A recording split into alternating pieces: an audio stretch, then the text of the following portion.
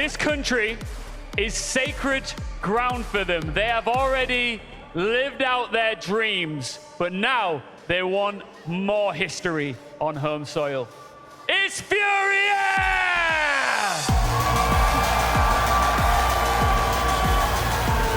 Representando a torcida furiosa, essa line-up carrega simplesmente 3 títulos mundiais, sendo 2 Majors e 1 Invitational no Brasil.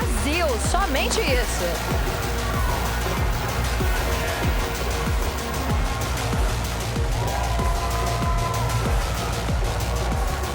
E essa arena vai vir abaixo, pois teremos duelo de brasileiros. Recebam com muitas palmas a line recém-contratada de uma das torcidas mais potentes do Brasil. Vem pra cá, Loud!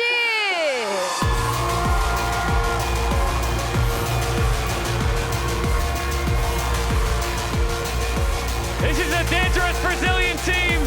Formerly has a company, made the main stage in SI Boston, have a huge following, but they've got a huge challenge on their hands here against arguably the greatest team of all time.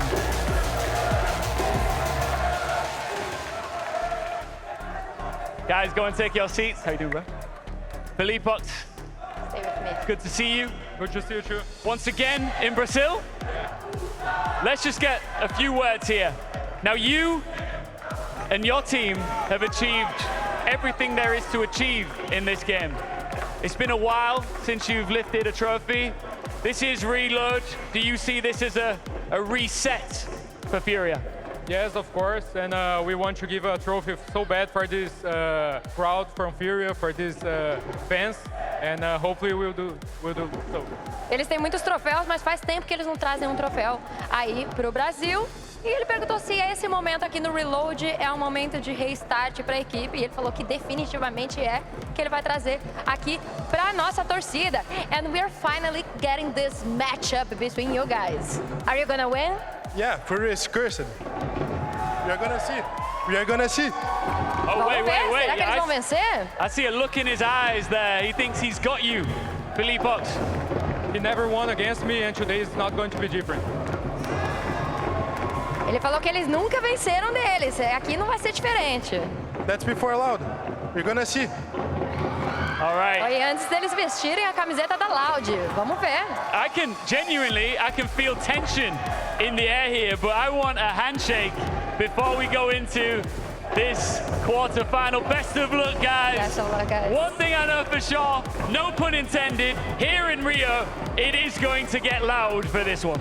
Let's get loud and furious!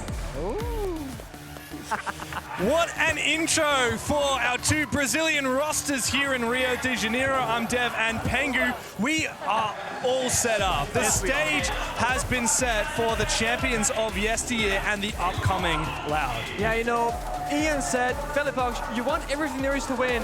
They're missing the first Siege X trophy in their cabinet. And Furia are also yet to take home a trophy, to give the trophy to the organization that took a chance on them. That's also true. All of the trophies, Copenhagen, Atlanta, and Sao Paulo, they won under W7M. Furia picked them up, gave them all of these resources, and what does that organization have to show for it? As of yet, nothing. And so now we see 2 huge Brazilian organizations filled to the brim with some of the greatest talent that we've ever seen out of this region.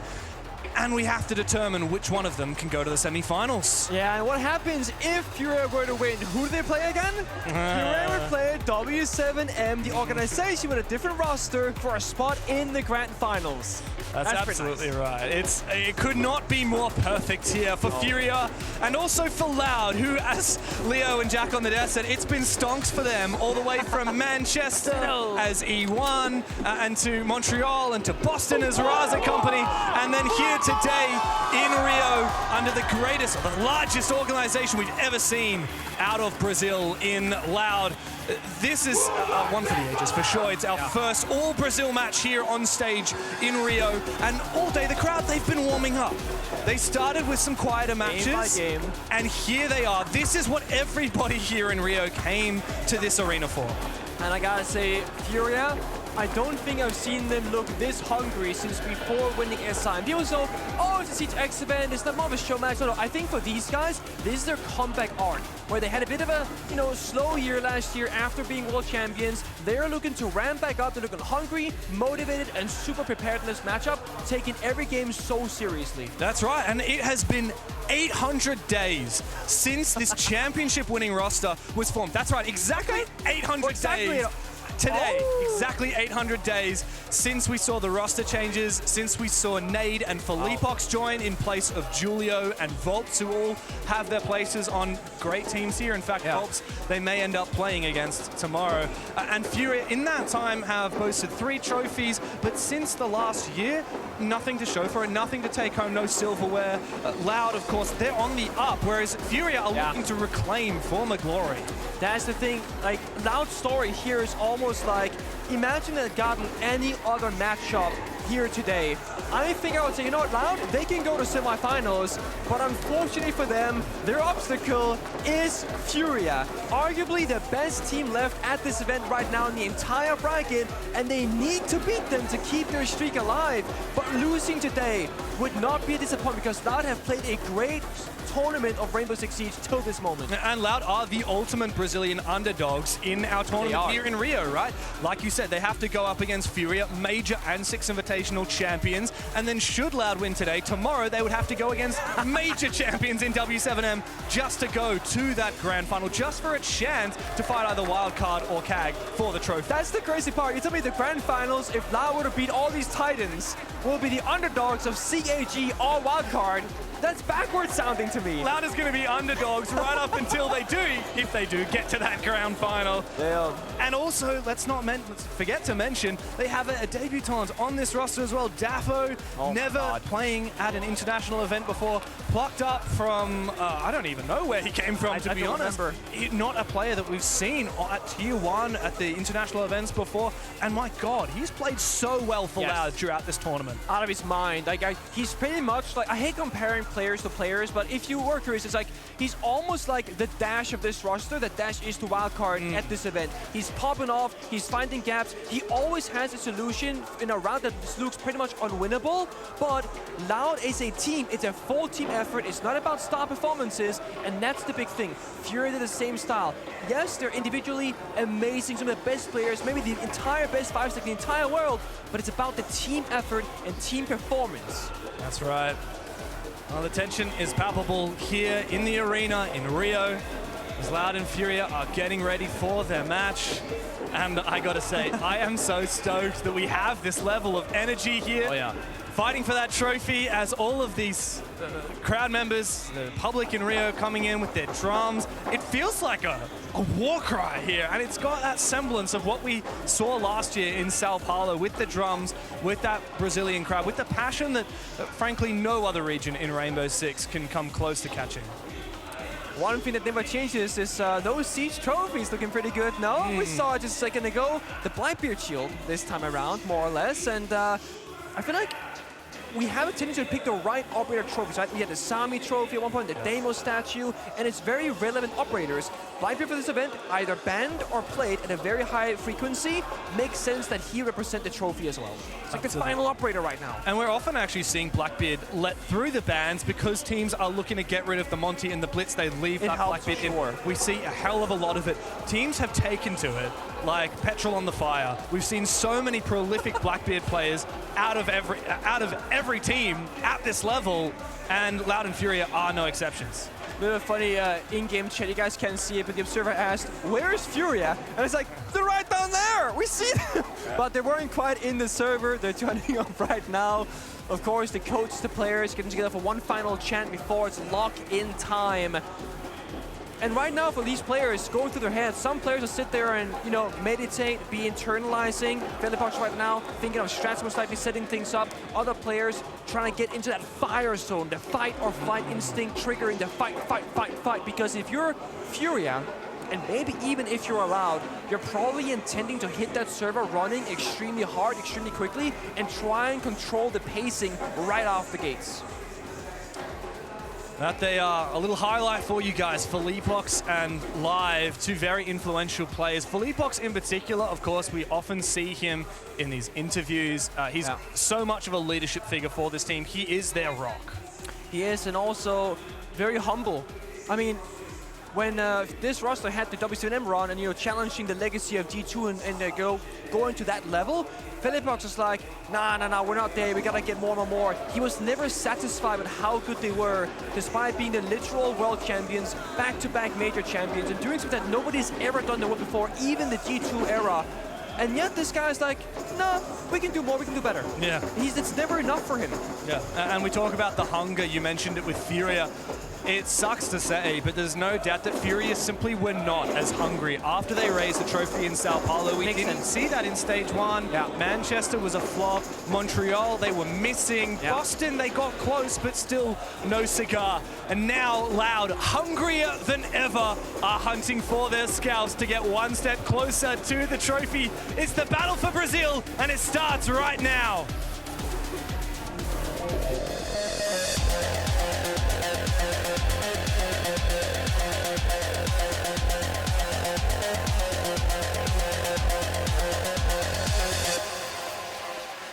Champions versus underdogs, the old versus the new, Furia versus Loud. We're digging into map number 1 here. Loud, take us to Lair. I think Leo said it the best. This map veto, not just Lair, but Lair into Borders Chalet, fighting grounds where Furia, they want to toy with their prey. And really it's just set the tone here. A lot of map to work with, a lot of aggression, a lot of roaming capabilities. Operator bans right now, Munty on the attacking side and Bandit on defense. Of course, Waldeni and map space taking up.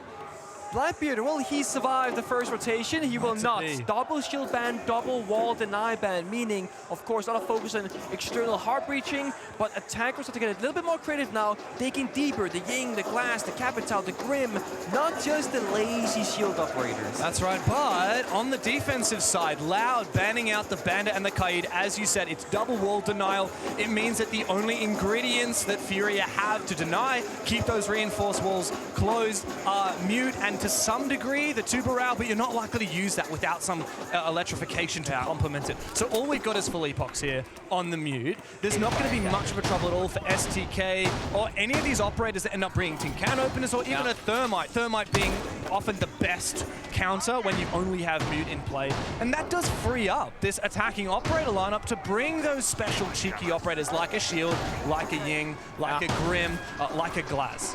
Absolutely, and I do think that an operator that we cannot understand how strong they are, especially with these operator bans, is the mute. Yes, one thing is wall deny, but think about the Grim Bees, the Blitz Shield in close quarter combat, the Deimos Tracker, the Dokkaebi Calls. I would not be surprised if we saw mute played pretty much every single round, and there is even a world where mute could be banned later on by Loud if they deem that a problem, because it's gonna, you know, disable some of their favorite attacking operators to pull this apart.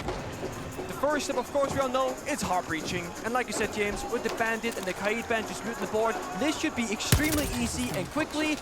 The only thing is, if there are no EMPs, you might need verticality.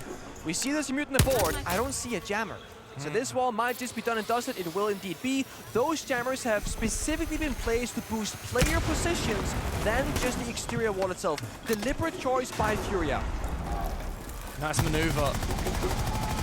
For now, Loud focusing up their push on that external breach, already ops from control. That's 2 prongs to an attack. Most of what you need, they might not need to push our 6th room as well. It's the early stages of the round. It comes down to clearing out utility. The Flores coming through all the way down from in lobby to check what kind of utility is there to speak of. But guess what? It's the jammer you were talking about. Hello! Live brought the shotgun to a knife fight. And he's found the opening kill. A trade almost to come on through. A flank from Herds. Not yet coming to fruition. And it looks like Live will fall back. Greatest spot for shotgun right there, that staircase combat. And also off pace by Loud right there. Floor shooting, getting information, denying utility. Boom! Deimos up the staircase. No tracker, no hunt needed. looks like Loud are going for a pretty normal attack at first. At Ops room, main breach, but then they have that small flare in the middle of it all, catching Furia by surprise. STK back on the breach, applying pressure, getting rid of that keeper barrier. But we want to see Loud take control of the Ops room as well to pressure that hallway, establish a crossfire. STK, nice bit of angle, might pay off, but another keeper goes out. He shot the keeper itself. We don't see that very often. No, I didn't even know you could do that, but if you shoot the knife, it seems like you won't actually have the gadget deploy. It's a very deep angle from STK. Not safe to try and make an entry from there, but he doesn't need to. His job is just to cover. Paceto setting up for a turtle plant on the blitz. This final nade could go out from Live on Deimos and walking with the blitz, try and get a plant established. There's not a lot of plant deny right now. Once he found pocket, and right before that, Daffel finds another clone to Hurts. A pivotal one. Loud have pressure on multiple sides of the map. STK worrying a little bit about a peek from Skybridge, but Philippox cannot afford to move over there. Smokes go out, but this will create a level of chaos. Nade might be able to go through, but you're right! It's an aggressive push from Paceto! Nade holds firm on the Azami, and Furia can recompose, forcing Loud now to go for a plant. That one lands! Unbelievable play from Nade. Immovable on the bomb site. Blitz is not a problem. You're playing Azami, not the Warg, yet the comfortability in the blind zone was perfectly played. I think some people go, oh, why didn't Loud just plant? They had the blitz, they had the cover. I think it was genius to push the blitz in aggressively, take that space, and then the second guy behind him goes to the plant attempt. But what can you do when a guy hip fires you while blinded and just clears it all? Incredible. And again, that's the gun skill of Furia. The decision-making in the server and the ability to believe in yourself, the confidence to just take those fights that way. Blitz's best friend is panic. Look at this. I mean, Nade fully blind. He hits the knife, it knocks the shield back, and then he hip fires through it. I mean, he did not panic for a second. No. To perfection. Nade instrumental in that round. Furia off to an absolutely killer start here, a round that they should have surely lost already on their side. Yeah. And this is, again, we talk about Furia, the best teams in the world. The scary part is that, you know, some teams, they have one star player, shut them down, and round gets a little bit easier. Who would you rather take down the server? Because the other 4 members of Furia will be left alive to deal with you. There's no real winning outcome, right? Take down Philippox, who just called from the grave, take down any of the 4 other players, and there's still another 3-4 set of incredible gunners behind him. It doesn't matter. You gotta take them all down together. Loud, again, great idea. I think great execute. It just didn't work out. Paceto is once again on that blitz. Blue changed things up. He's interested in going for a bit of a peek.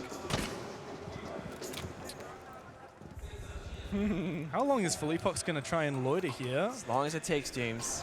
He knows there's a blitz. The blitz knows there's a lesion. The question is, who wants to go in that door and who wants to go elsewhere? Right now, it looks like a lot have changed their entry approach, droning top floor of Rocket, droning Ops room, and there's the blitz in full pursuit afterwards, making quick pace here on the roam clear. Goalkeeper call goes out as well. We know somewhat, you know, top 4 might be clear. I see a yellow ping coming out. Deimos downstairs. No contesting yet. Furia mostly falling back towards the side. That's the scope over here. Yeah, KZ has managed to sneak back upstairs. He's just waiting though near our 6th room. He doesn't want to overextend. We can see from the outlines, Live is actually hard holding this flank. Loud hoping to bait an early attempt from KZ, but really there's no reason for Furia to budge at the minute. There's a lot of maps still to take here for Loud. Furia need to make sure that they don't get too antsy. Oh, spotted is the blitz. Herds decides to fall on back. Tracked by the Deimos. And of course the logic bomb as well. Good cut here from Daffo. Philippox attempted to try and push. JV does refrag. That's the 2 best players in the tournament, by the way, JV and Daffo. Herd's actually going for an aggressive rotate outside, going for a jog, trying to get back in again. He's looking for a bait. This is very unusual.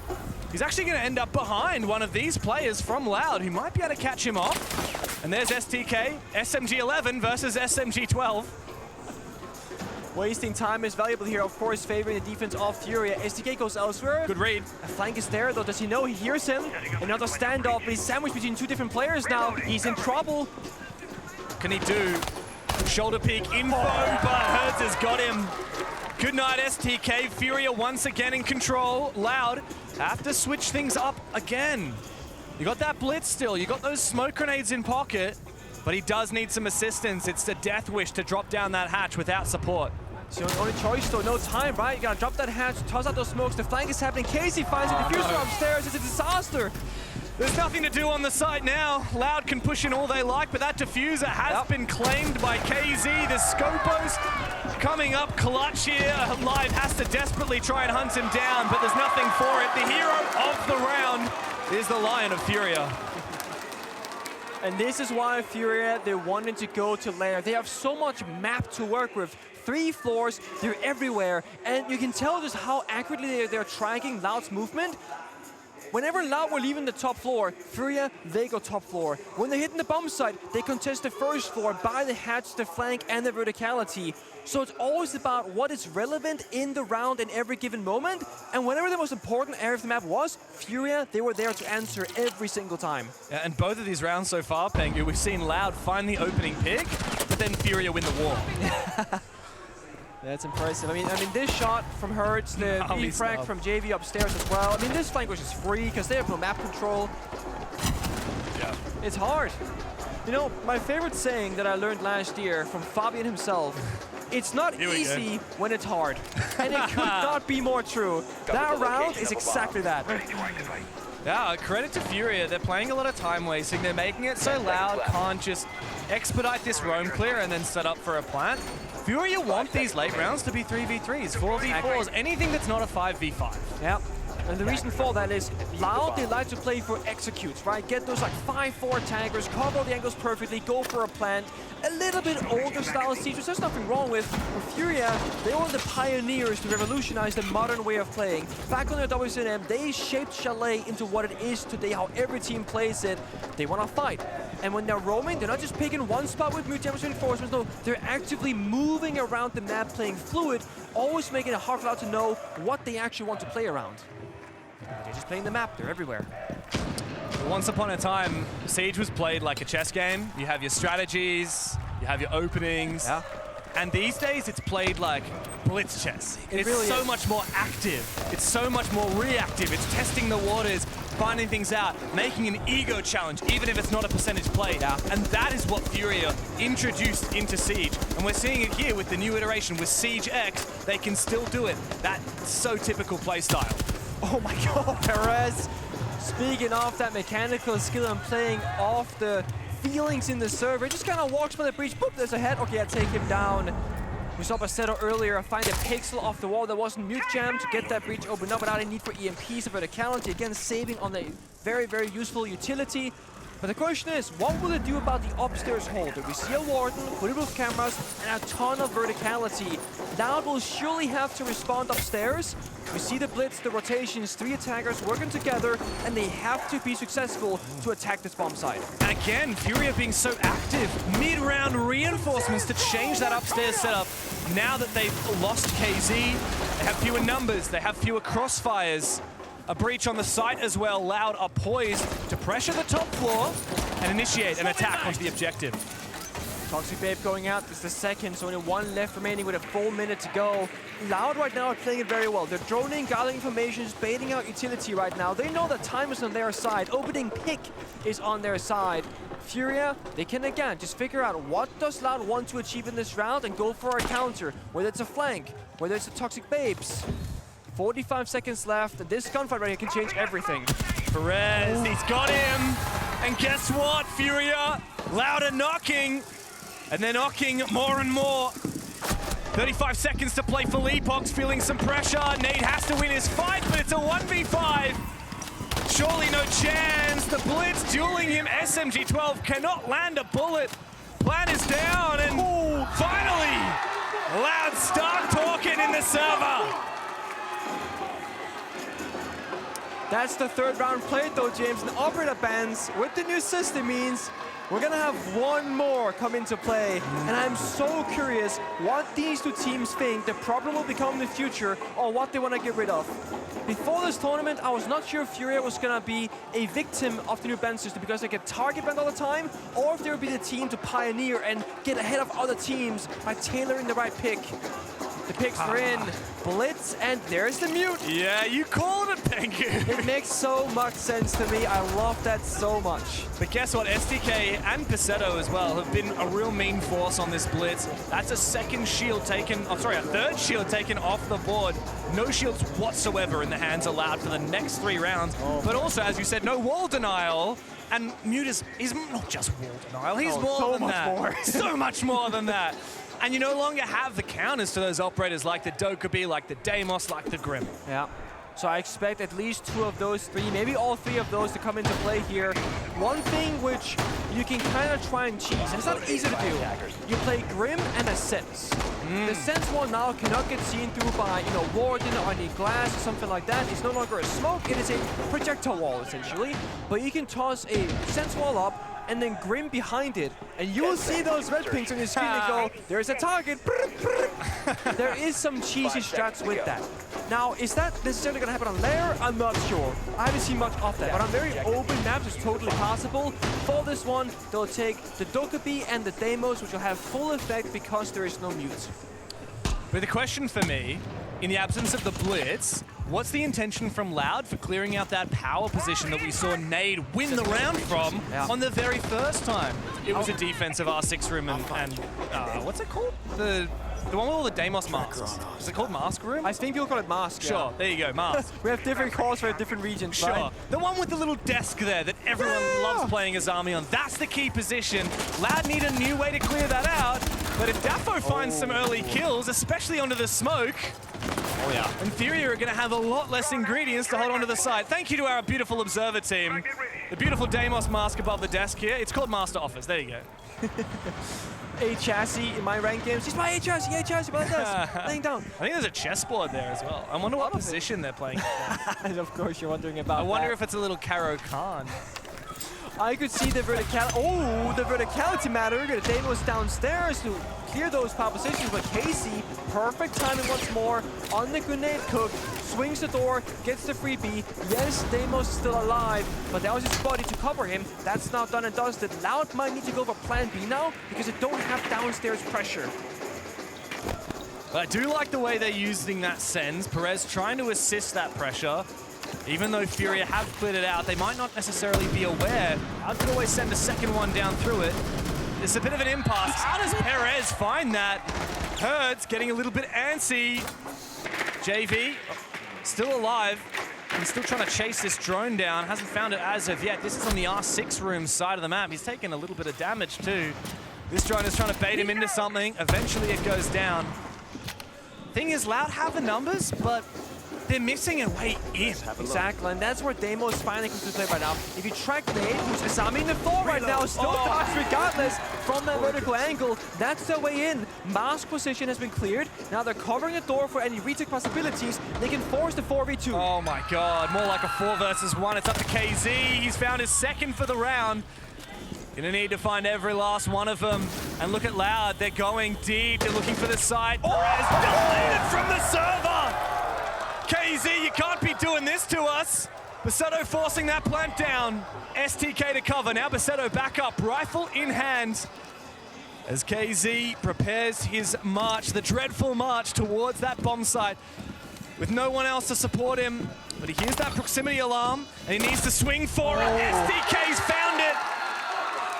Loud looking finally like they have an answer here to Furia. One of Furia's possible weaknesses might be their own skill. The kind of shots we saw in that round tells the story. And when we rewind a little bit further, when there's a 4 versus 4, and Hertz kept jiggle peeking against the DMR from across the map, he didn't need to do it. You peek once for info, you hear, you see, you feel the DMR, you stop peeking. He kept challenging, he kept fighting. It's not necessary. Yes, Furia, when you hit those shots, it's great, but look at this. 1 peek, 2 peeks. Stop. Nice. Just stop, bro. Exactly. When you got some of the sharper shooters in the game, but you're going up against a team that's smarter, you look at everything Loud did that round, like the early cutoff on the rappel from Daffo found an early kill. Yeah. you see the way that they use Deimos, the way that they executed onto the site. Loud are actually winning the strategy, winning the mental game. They're smarter than Furia here, but Furia, they have the mechanics. Loud have finally figured that out. It took them 2 rounds of buffer that Furia won first, and now Loud have replied in kind. 5 seconds left before It's always a big question about tactical timeouts, especially in a close game like this. Which team has the players making all decisions and problem solving versus which team has the coach and support staff make those conclusions for them. Furia, of course, so much experience. I think the players can ride this one out for a while before needing backup necessarily. But for Loud, if they start falling behind, let's say like a 4-2 half, can the players solve that themselves, or is their coach needed to step in and help direct the right direction? Well, right now that is not necessary because they are playing a damn good game of Siege. Both of these two squads. We see Furia, they're gonna speed up, spawn peeking, swing out those doors, looking for that opening pick, and Loud are slowing things down in response, saying, we're not gonna risk it, hold the angles, get the drone set up, we need again to play for execute. But I can't help but feel that this round matters so much for Furia. If Loud can get 3 in a row, we move into the final round of the half, and that's a dominating attack for Loud, right? Yeah. Furia, if they lose this round, I mean, you just have to call that tactical. We have to get Igor in here. This is a lot of pressure here on poor Hertz. He's getting verted from above. He's cut off from outside. He manages to escape just briefly. And now he's got a mirror window to play refuge behind. Not a common setup here. Cleared out with that Ash Breach as well. Good counterplay. Loud playing utility perfectly once more. Red Pink comes out. I think Valkyrie's stuck in the corner right here. That's the mechanics that we talk about, Pengu. That's why Hertz keeps on peeking, because every now and then he's gonna hit a gnarly shot like that one. Now, fishing on the window outside is Felipax, holding that rotation cut off. Furia, most teams here would fall back and play numbers advantage. They don't need to right now. They're still playing up above. Again, challenging Loud on the map itself. C4 goes out, pre-placed, I believe, not popped just yet. And while that's happening, Casey and Vigil, of course, going for a flank. Keep applying pressure on all areas of the map. Yeah, but the basement is the bomb site. Good info. Yeah, that Valkyrie camera is huge. Unfortunately, the C4 did miss, but KZ, like you said, he's managed to get his way all the way onto that top floor. All the way up in Master Office right now. I'm not aware if there is any vert. It does seem to be through one of the common thoroughfares around lobby.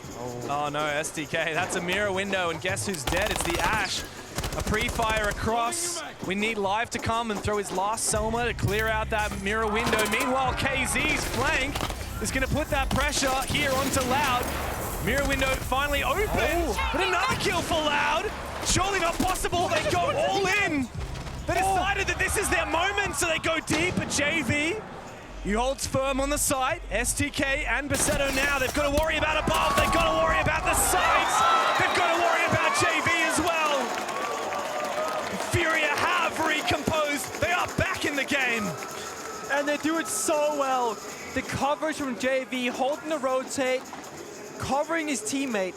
The reason why Loud were pushing so deep towards the bomb site because Casey had that pressure up above. We saw the silhouette. He was flanking that main lobby. He had the vert. He had the hatch. They had to go deep. And that's your Furia once more. Yes, mechanical skill, but trusting in the system and the setup, saying, hey, you're watching right, I'm watching left, don't worry about it. And we saw that play out perfectly where they just covered each other. But Hertz, that opening kill, disgusting. The flank, beautiful. This right here, the coverage. Saves the round. That's JB. Yeah. Locking down the fort for Furia. And now we have one final round of their defensive half, Pengu. And Loud, look, this is their map pick. They want to be going for an even split now. That's all they can afford.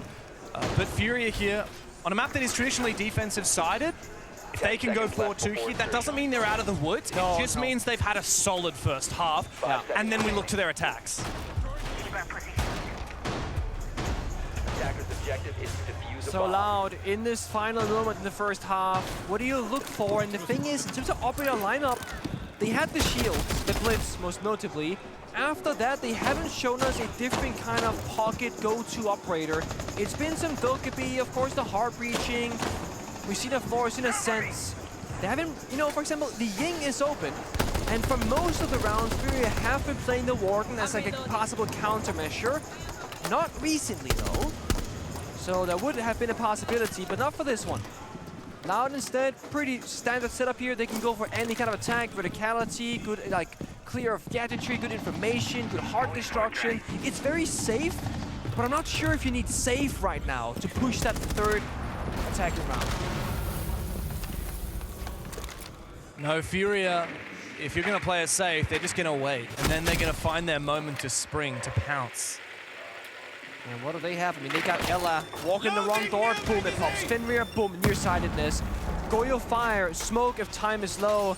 Furia playing not so much an aggressive round this time. I'm not sure they're wanting it to fight as much as before. This might be a, we've been so aggressive, you're gonna take a very slow attack round, but guess what? We are playing for time tonight. That's right. I mean, the more that Furia peaks aggressively, the more that Loud have to play slowly. But when you've got Goyo and Smoke and a lot of traps like Ella and Fenrir, it forces a team to have a lot of time in the bank, come that execute, come that end of the round, because there's so much util to burn.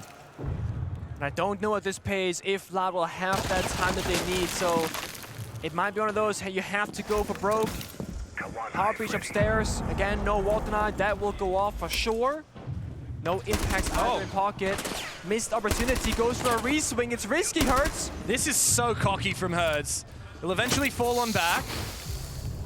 And Besetto finds the opening kill. Nade finished off upstairs. Now those Fenrir Dread Mines can no longer be switched up. Which one's active? But guess what? Guess who's active? It's KZ! He's gone for one! And now he needs to be cleared. The Dokumi Logic Bomb comes out. What can he achieve now with the Scorpion? Oh.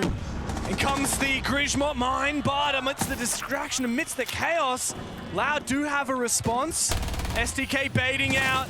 We need to see some support. Guess who's coming up the stairs? JV! Oh! That's what he needed.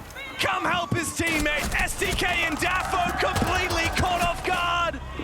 The last one's the Dokumi. On just about 1 HP. What can STK do? 15 seconds in the bank. Grab that diffuser, son. But I don't think you're gonna need it. JV and Herds. Waiting, falling on back, but guess what? Here's JV, Vector in hands. Never mind, it's the slug shotty, and he's gonna find another one. World class for Furia. Again, world class, James. The bait and switch, the flank, the multiple win conditions, and you said it, where is the help? In comes JV up that staircase. The Fenrir Mine near-sighted the first player. The Ella Mine deafened the second. They had no clue what was about to happen. Both JV and Hurts, they survived that incredible engagement upstairs. Every one of these Furia players is an A-class cannon. We know that, but they're not loose cannons. They play together. KZ makes his opening, and then he distracts, and then he baits, and then JV comes to life. A huge 3 for him, and it was the TCSG. I said it was the Vector. Now, that's usually the weapon that you would want when you're taking lots of fights, when you're going for your quick peeks. That slug shotty, look, it's a bit of a thing to wield sometimes. It's not your fast fire rate headshot machine. It takes a lot of skill to wield it the way JV just did. It's one of those funny things because DMRs tend to be favored even more on land because the hit rate is so good. You die in literally 2 bullets from a DMR. And the Slug Shotgun did get a small readjustment not that long ago. I forget exactly what happened, but essentially I believe it is a little better on closer range, and a little bit worse on very long range. It has a larger drop-off. It's less like a DMR, and it's more like its own class of weapon. So it's like it's a buff and a nerf all in one, depending on like what the gunfight looks like. But Furia players, Brazil in general, they've been loving the TCSG since it was introduced in pro play with Kaid back then. Yeah, they have. Left before insertion. Often innovators in the meta, and Furia can certainly boast that for themselves. Like we said, they really define 2023, not only for their absolutely, utterly dominant performance, the only team ever to win every single competition at an international level for a whole season, for a whole year, 2 majors and a 6 invitational as W7M. But they redefined the way that Siege was played at the time. Now Loud might need to do a little bit of reinventing on this defense because yes, 2-4 half is not terrible, but again, you are up against Furia. It is your map pick. We're expecting to have this kind of figured out, the prep work. Operator bands, again, very similar. Double shield, double wall denier, so we can expect a similar, I guess, take on how you're gonna pick this apart. Because mute is open, I would be like, okay, play that. It would be very great in this round, right? The Deimos is downstairs, the Grimbees, etc. They don't have it. Instead, there's a Legion on the board, likely in case of a Blightbeard that third shield. What? Hurts finds a complete free kill on SDK dropping down the hatch. I don't even know if Hertz was actively watching this hatch or if he was just strolling past and saw a freebie drop into his lap. SDK is going to kick himself for that one. Also, being the Fenrir means you do have active utility. You can't necessarily place new ones, but you can choose which of those Dread Mines are active. And so now that he's dead, it's whatever's active now. Yeah, they're kind of stuck in their activation points. Furia, much like Loud, the Deimos downstairs can clear any position. JB finds another one to live. There's now Legion going, more active utility. This looks like just kind of easy pick'ems right now for Furia in the attack. That's scary because they can flood the bomb side, force 2v1s, 3v1s. But look, they're not speeding up. They're still taking it with a respectable pace right now, not taking those massive risks. They know they have to respect Loud. It's not a good look for Loud. 2 players down, then he kills one by one, but Hurt is going to win his one. Finally, something back for Loud, but it's not going to last, is it? Besetto cornered, but not killed. He finds his 2 kills. He looks to protect himself, but KZ from below. Death is all around you if you're Loud right now. And Furia have asserted themselves with a significant lead. They're up 5-2 on Lair, and Loud got to start talking. Is it time for a technical timeout or do they ride it out? Because the thing is, we still have not seen their final operator ban on the second half. If you're a coach, you really want the full picture before you strategize. But they might not get to that point. They might not. This could also be an aspect of mental game. And that's what we said earlier. Does Loud have the player's mindset in the right spot to go down 2-5 against Furia and brace, hold on to the tactical timeout and say, we still have the prep work. We know what bomb systems we can play and how to play them. They're gonna give it a second go. No tactical timeout called just yet. We saw his face right there, Daffo. A very young player, 21 years of age, the youngest in the server right now. His debut in a Tier 1 Siege is here at Reload, and he makes it to the main stage, and he's expected to hang with Major and World Champions on the Furia side after being statistically the best player in the whole tournament so far. Now all this extra weight is on his shoulders. Loud need their leadership, and they need it to come through right now. 3 rounds trailing. The best attacking team at the tournament, statistically, they win 2/3 of their attacking rounds, but they only won 1/3 here, which means they have to come through on their defense, and they're failing to do so. I'm not gonna be a hater, but I'm seeing a Jaeger shotgun right now. Now, there are these narrow hallways and corridors where shotguns are excellent. The reason why you normally play smoke or mute there is because you got a good primary shotgun and a good automatic secondary in the SMG-11. If SDK can get a shotgun fight in a hallway, he will take it happily. But if the attack happens elsewhere, or he is forced to cover a different position, he's stuck on a pistol and long-range quarter combat. And that's not a good pistol. Not good at all. Smoke going out. Nate will follow through, clean a bit of utility or player positions. We know there's nobody there. Oh no, Perez, you need to survive here because you're the only support for SDK when it comes to long-range fights. But look at the way JV's playing this. He's got a pixel angle, he's just baiting the kill. There's no way, absolutely no way in hell SDK wins it. There's not enough pixels of JV are going to be visible for the buckshot. Oh my god. Tempting fade. Daffo elsewhere finds his kill, traded by Nade. It looks like the push from Furia needs to mount elsewhere. Yeah. JV's basically Don't contest that, bro. JV's holding 2 defenders stock by his lonesome, so this is completely worth it for Furia. They had an attack elsewhere, 1-for-1 trade, Casey low in health, but they do have to rotate off this angle or get the Capital in the action. But there is a buff to Jaeger with Siege X. The ADS has now captured the Capital Fire and Smoke Bolt. So you can't just go Capital Fire, boom. No, that doesn't work anymore. So there's a genius holder from SDK and it works. EMP goes out, is there? Yep, there it is. Exothermic charge as well. That's bomb side pressure. That should have probably been the first step to get some pressure elsewhere instead of challenging upstairs immediately. We've got a minute to go and no map control to work with on the attack. There's a player hiding in the corner here in the bomb site. That's so cheeky from Basetto. He's a dead man if he gets droned, but that's a missed drone. Complete missed drone. He's trolled it. He might have an opportunity here. Still up on his feet. No one moving in as of yet. Wait. What are we watching there? Hurts caught with his pants down. Finished off. Perez. He's got this SMG-11 and he's making magic with it. Eventually traded back as Furia maintain top floor control. No more Jaeger shotgun to worry about. Behind the wall. They're worrying about this player. Spray through the floor. Basetto survives for another moment. 15 seconds left. Furia, you're gonna have to drop these hatches. You're gonna have to find these last 2 frags. It's not gonna be favored, but sometimes you just have to give it a shot. It's all up to Nade, and Basetto survives to fight another day. Loud finally back into the game. Force down a hatch with no time left, stuck in the hipfire animation if you're trying to take a gunfight on both players.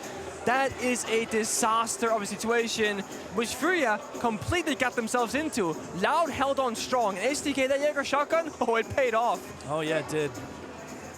And now Loud have finally stemmed the bleeding a little bit after 3 rounds straight from Furia. They have a response. Is it going to be enough? I mean, there's going to be a lot of rotations of defensive sites here. Yeah, you can win the ground floor. You've got to go basement. Haven't tried that yet. And then even if that's successful, you go up to the top floor where Furia looks so deadly, so dangerous. I think top was kind of bait. I feel like there isn't that much you can leverage to your advantage on defense, especially without a wall denying up like a Bandit or Kaid. Those walls will get torn to pieces immediately, and then the bomb site is vulnerable to a Deimos or a Buck downstairs, because the way Loud defended top floor was very similar to that of Furia. So I just feel like you're baiting yourself into it. You're gonna go downstairs this time once more. Wait, Not gonna go. Yeah, it's the second tertiary. It's the bomb other. site. Okay, it's the other ground floor bomb site. Is this the first time we've seen it this event? It's the first time we've seen it this event. Yeah, you and I for sure. I'm not sure if we've seen other teams play it, but this is like the least picked bomb site on the map by far. We've seen a lot of success on bunks and briefing where we just were, but this one, weapon maintenance, this is a very dangerous bomb site to take. There are a lot of ways that you can get from outside the building into this bomb site very quickly. Yeah.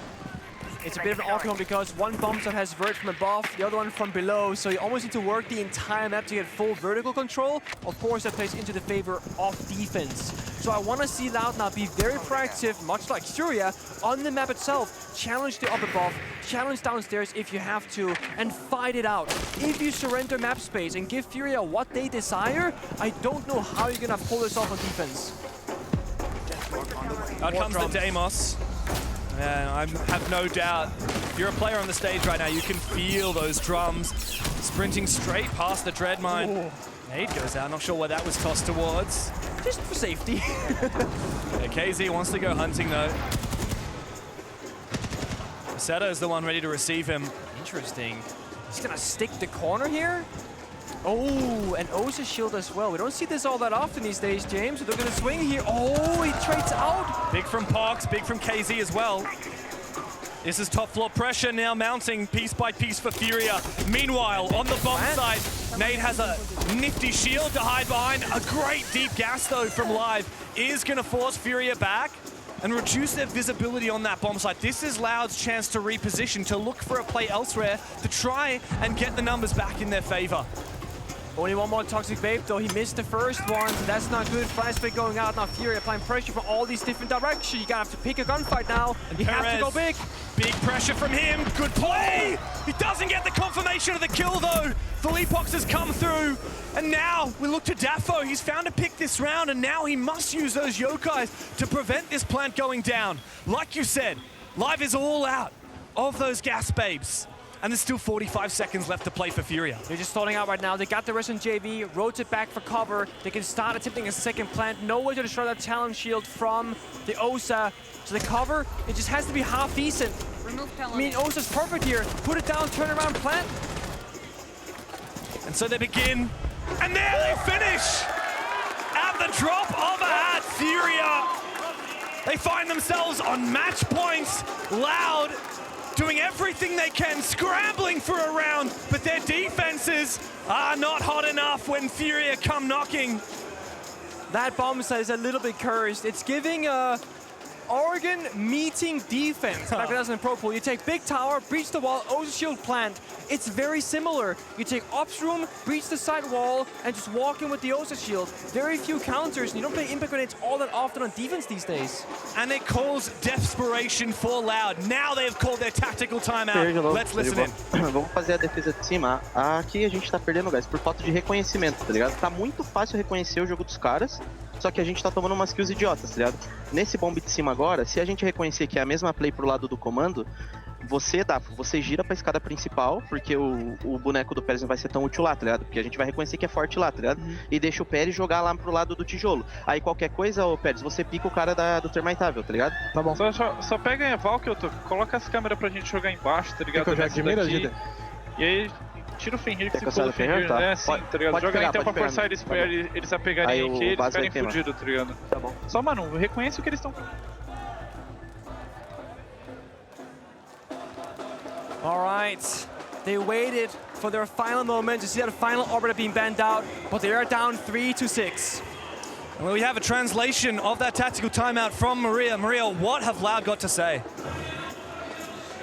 Said that GDN just said that it's easy to understand the game that Furia is doing right now. So if they can do that quickly, it's better for them. And someone told to put cameras under the bomb so it's easier to do some play of them.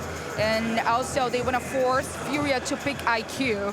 And it's very loud here in the arena, so it's very hard for me to, you know, just understand what they are saying. But let's see how it goes. It's really great. The vibe here is amazing. Thank you, Maria. Ironic that it's so loud in the arena. I hope it gets a little bit louder in the server. Otherwise, this map could be finished very quickly. Oh, it's so good. I actually really like this read from Loud though, because what's happened is that the mute has been banned, which screams Deimos downstairs. So what their answer is going to be is put those Valchems below and contest the Deimos, who's going to likely go into that position. Now the thing is, if Furia can read into this correctly and go for a different attack, it's going to weak side Loud's prediction, and then of course can change things around. They've also doubled down on the mirror, that soft utility, or hard utility, and there is no Ashe counterplay. So again, Furia, they really need to go below, and they've done so far. In fact, they're gonna go all the way below, it looks like, because they're looking for someone or something. And KZ's playing the perfect operator when it comes to hunting. Of course, he's the Deimos, and he's looking for vengeance. Looking cameras though for Loud. Oh yeah, looking for the entry points right now. They again, Loud didn't know exactly, as the coach said, reading the game is easy right now against Furia. That's not the difficulty, it's playing it correctly. So they got the right read, but again, it comes down to execution. Can they stop them from achieving their quest right now? And Maria said that Loud want to force Furia to pick IQ to drain some of that operator lineup. Well, guess what? They haven't brought the IQ, and that means they don't have an adequate counter to that Valkyrie. I want to see maximum value out of these cameras from Loud. Of course, here the Dokkaebi ban was perfect in response, because now it opens up those camera operators. Valkyrie's tracked upstairs. Now, they know now that upstairs where people will be playing from, and we can see from the bottom row here, second floor, there are no defenders downstairs.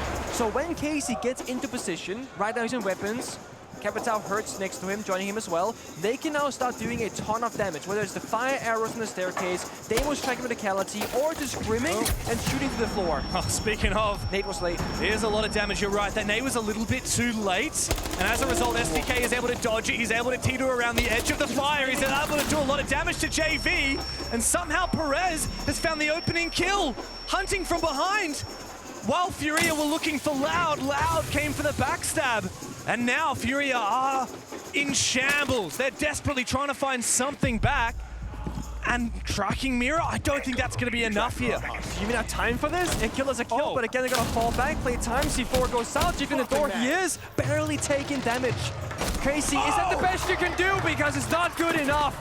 And the SMG will beat the Vendetta in from Nade. Finding one, he's caught on camera. Smile for the camera, Nade, because they're coming for you! And Live keeps Loud alive on Lair.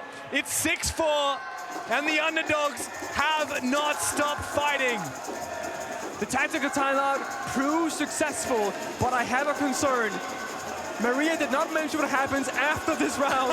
It was about top floor, the Valk below, baiting out the IQ, playing vertically, but he did say one thing, which of course translated across the board. It's easy to read what they're gonna do, have a plan for it, and counter. They have to counterplay. They cannot play their own game anymore. They have to play against their opponent of Furia. It's a big ask for Loud. We know that coming into games, they're really good with their preparation. We know that they have the confidence. But can they multitask? Can they focus on dealing with some of the best gunners in the game while at the same time adapting to a lot of the unusual strategies that Furia are bringing to the table?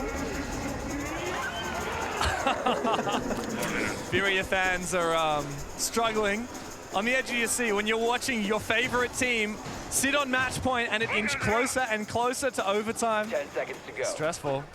Yeah, I mean, Furia, we said it, they've been hungry, they've been so good this event, but I mean, can they start showing some weaknesses if, you know, they get frustrated with the current situation of not being able to close out this game?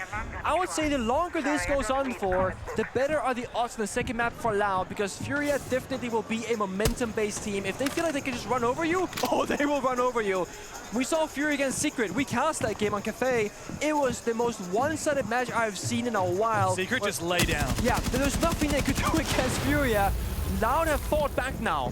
And Furia might have to go, okay, what can we do to stop this? Is it going to be more strategy, more aggression? It's going to have to be just tightening up those small details, watching the flank, getting the timing. For example, last round, the nade and Capital Fire was mistimed. That was the first problem. Second issue, they got flanked afterwards. Those two small issues turn into a round lost for them. It was actually BDS on Cafe. Secret they also beat. Oh, that was here on Lair as well. Right. This is a good roam clear though. KZ's got an inkling here. In goes JV. He's on that roam clearing operator, a lot of damage, no kill. And the Jackal, and we're disappointed with that. He won't continue hunting. We've got double hunters. We've got the Jackal and the Deimos, neither of which have used their gadgets as of yet. Another gunfight about to play out. Do you want this though, STK? I don't think so. Back up he goes. There's a second attacker looking for him. Oh, he's ready. He survives trapped. for now. Can he try and escape? He goes through the hallway, he's not exposed, and he'll look to go all the way back downstairs. Look at them all. Look at Loud fall back. A modification as well of where the gadgets are active, a change of the Scopos, STK back to full HP. Live stuck around though. Oh, he's been tracked. Oh, this is bad. He's all alone, no way back. I mean, I think he's going to be completely surrounded here by attackers unless there's a small... No, there is no timing for it. He sees a player, nade. Oh, he gets across! Just in the perfect timing as well. And now he can go play safely here on the site. He's continuing to bait out. He's actually going hungry for a little bit more. There's a player right around his corner. He's already low HP. He's vulnerable to just one shot from this revolver. There it is, bit out another tracker. I mean, great value here from Live. He runs away. They're chasing right behind him, but he's bought so much time, burnt so much utility. I mean, there's 45 seconds left. Yeah. This is the longest we've had 10 players alive in the server for the last 11 rounds that we have played. And you got to double down here. Toxic Babes, 3 in pocket. Goyo Canisters pre-placed, 30 seconds left. Furia, they might want to try and go for a default plan. We know that's not going to happen. In a 5v5 here in basement, there are so many crossfires for defenders. They have to break it apart somewhere. They need the opening kill, and yet they're rotating. Dude, look at the clock. How on earth have Furia not got their boots on the bottom floor? We finally have an opening kill, but we need to see a hell of a lot more than that. JV finds his opening. But here, hiding in the corner, Basetto, he's good. Nade now needs to find a safe spot to plant, but he's all alone. There's no support. And the fire lights his feet. A 1v1 for Nade, but no time to find Basetto. One more round. Round by round, they will fight. Loud, continue battling it out. Is this Furia showing that they're not so confident in the server? They are going slow on their own clear. They didn't have to catch on Live on the Goyo. They are Deimos tracking him and running after him. Nobody on the window, nobody on the staircase, nobody locking anything down because they're afraid of a gunfight waiting and that they will be on the wrong side. Furia are playing for a 5v5 execute, yet they got the operator lineup that is screaming for an aggressive roam clear. And again, they might not have seen the Goyo early on or smoke and they're thinking, we got time on our side. But come the bomb side, you realize very soon, time was indeed not on their side. Oh, they were running through fire and smoke, trying to find a safe haven. The fact that Nade made this a 1v1, even made it look remotely doable, is a testament to Furia. One more round, that's all they need, Pengu. Loud are on the verge of pushing overtime. But is that cursed tertiary bomb site, my friend? I'm not sure about this one. Because it's so hard to play out. 5 seconds to go. We've seen so many teams on attack get so tunnel vision with the bomb site itself, they forget the vert up above. But we've also seen defenders willingly surrender the top for bomb site to play downstairs and then lose to the same vert holes. Yeah. I mean, this is the thing. Toss up. For Loud, it tends to come to how can you defend this top floor? If you can't hold on to that top floor, it's a dead rubber round. But guess what we've seen? However many rounds since that tactical timeout, the IQ pick has finally come through from Furia, which is exactly what Loud wanted. They wanted to restrict the amount of variety in operators so that they couldn't afford things like the Grim, which they've actually got anyway, like the Deimos, which, by the way, they've got anyway. What they're missing here is Vert. There are some ingredients missing to this lineup, but I don't think Furia is going to be that upset. Well, they definitely have the right tools. Now, Loud, they've been used to having a lot of information to make their decisions off of, because we saw the Echo, we've seen the Valkyrie. If the IQ Philippox, and I know he'll do the job good here, if he does his job to perfection, he will blindside Loud's defensive setup, not knowing where the attack is coming from. And what Loud will be missing upstairs are trap operators. There's no Legion, there's no Fenrir, there's no Ella. There's gonna be a gap somewhere, a door they can walk in with the right timing, and maybe just get a free kill. And when Furia get those, that's when they ramp up, because they get the advantage and just keep on choking you out, essentially, in the server. Oh, here comes a good nade and a good C4. Both don't find anything, but it does force back the position of Perez. He's no longer on that mirror window, and he no longer has his C4 for later in the round. Holding on is Loud, though they're fighting for map space. You said it, they gotta hold on to top floor as long as they can. Grimbeast going out, no news to save you. An aggressive swing here could pay off, but I think he's hurt. He jumps in! JV had no clue. Daffo finds one, looking for the second. KZ is here, he's hunting him, he's found him, he knows exactly where he is. Finally put to rest. A 4v4 again as Furia continue this battle on the top floor. They're stuck in these corners, you gotta dip down, drop that hatch. Both of you, don't leave us to keep up above alone. They got a C4 downstairs. All the birds. The verticality goes in favor. 2 injuries on the side of Furia. Everyone from Furia fighting these vertical holes, and they all end up on the ground. Both will get picked up. Herds and KZ bloodied. Loud just have to delay that time, just have to let it whittle down that clock so that there's no chance at a plant. We gotta see the supports coming up. Nade and Philippox gotta do the entry job now. Casey hurt so low on health. They're looking for it again, checking those corners, but it's barricaded. There is no drones, and there's very little time. Live looking for a flank. Loud, they got multiple win conditions. And that is one of them for Furia, finding the opening kill and having a backstab here from the Deimos. Live has to go big, especially because KZ's found that. Live for the flank, but where's the plant denial? He's going in. Still has his Shut out a minute out! It's all up to Live! But the plant is still not down! 1v2! No time. No nitro cell to speak of. Where is Philippox? Can he cover it? Philippox! Live! What in God's name was that? We've got overtime! Nade was so close to planting down the diffuser. I don't even know if he realized he didn't stake it all the way. Furia in 6-hit OT calls for tactical timeout. Escuta, guys, vamos pegar a bomba do CEO. Eu quero que a gente coloque mais trap. Eles nem estão quebrando o shield, deixa aquele shield lá, abandona esse Lamai. Vamos colocar mais trap, que eles estão querendo sempre splitar. Ainda mais que tá com esse ban pra eles, do ult dele. Então ali no CEO a gente muda a nossa conta e um dos lugares pra gente botar mais trap e vamos tentar jogar um pouco mais parado. Então vamos deixar esse deles fudeu o Nate. Será que a gente consegue botar tipo uma Zami e talvez alguém de tubarão pra ficar counterando, algo do tipo? O que vocês acham? Mas eu posso pegar o tubarão e tirar o smoke lá. Não, eu posso ir, tubarão. Mas acho que não... Deixa, não tem smoke. O ataque do CEO, vocês podem fazer o que vocês estiverem confortável. E depois acho que outra defesa a gente faz alguma nossa... Now I am curious if that was strategical or if that was mental coaching, because they could use maybe a bit of both. But it comes down to the coach who hears everything. What is the absolute most important thing to discuss right now? Let's see what Maria has to say about that tactical timeout from Furia. Maria, what were Furia discussing in that pivotal tactical timeout at overtime? So the main point right now is that Igor told Furia they need to have more traps inside the map. So they want to do a split now, and Loud is not even breaking their shields. So now's the perfect time to just put traps all over the map. That's basically what he said. And also to Furia, do whatever they feel comfortable doing right now. Thank you very much, Maria.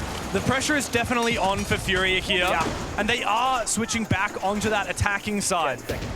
Oh, sorry, they're already on the attacking side. They must continue on the attacking side, rather. After 3 rounds in a row, by the way, that they fumbled, especially that one. I mean, Pengu, was that a 1v4 for live? It was effectively a 1v4/1v3, and I mean, that was everything. There was the gunfight, there was the retake, there was the pistol whip, the C4 shot mid-air was beautiful.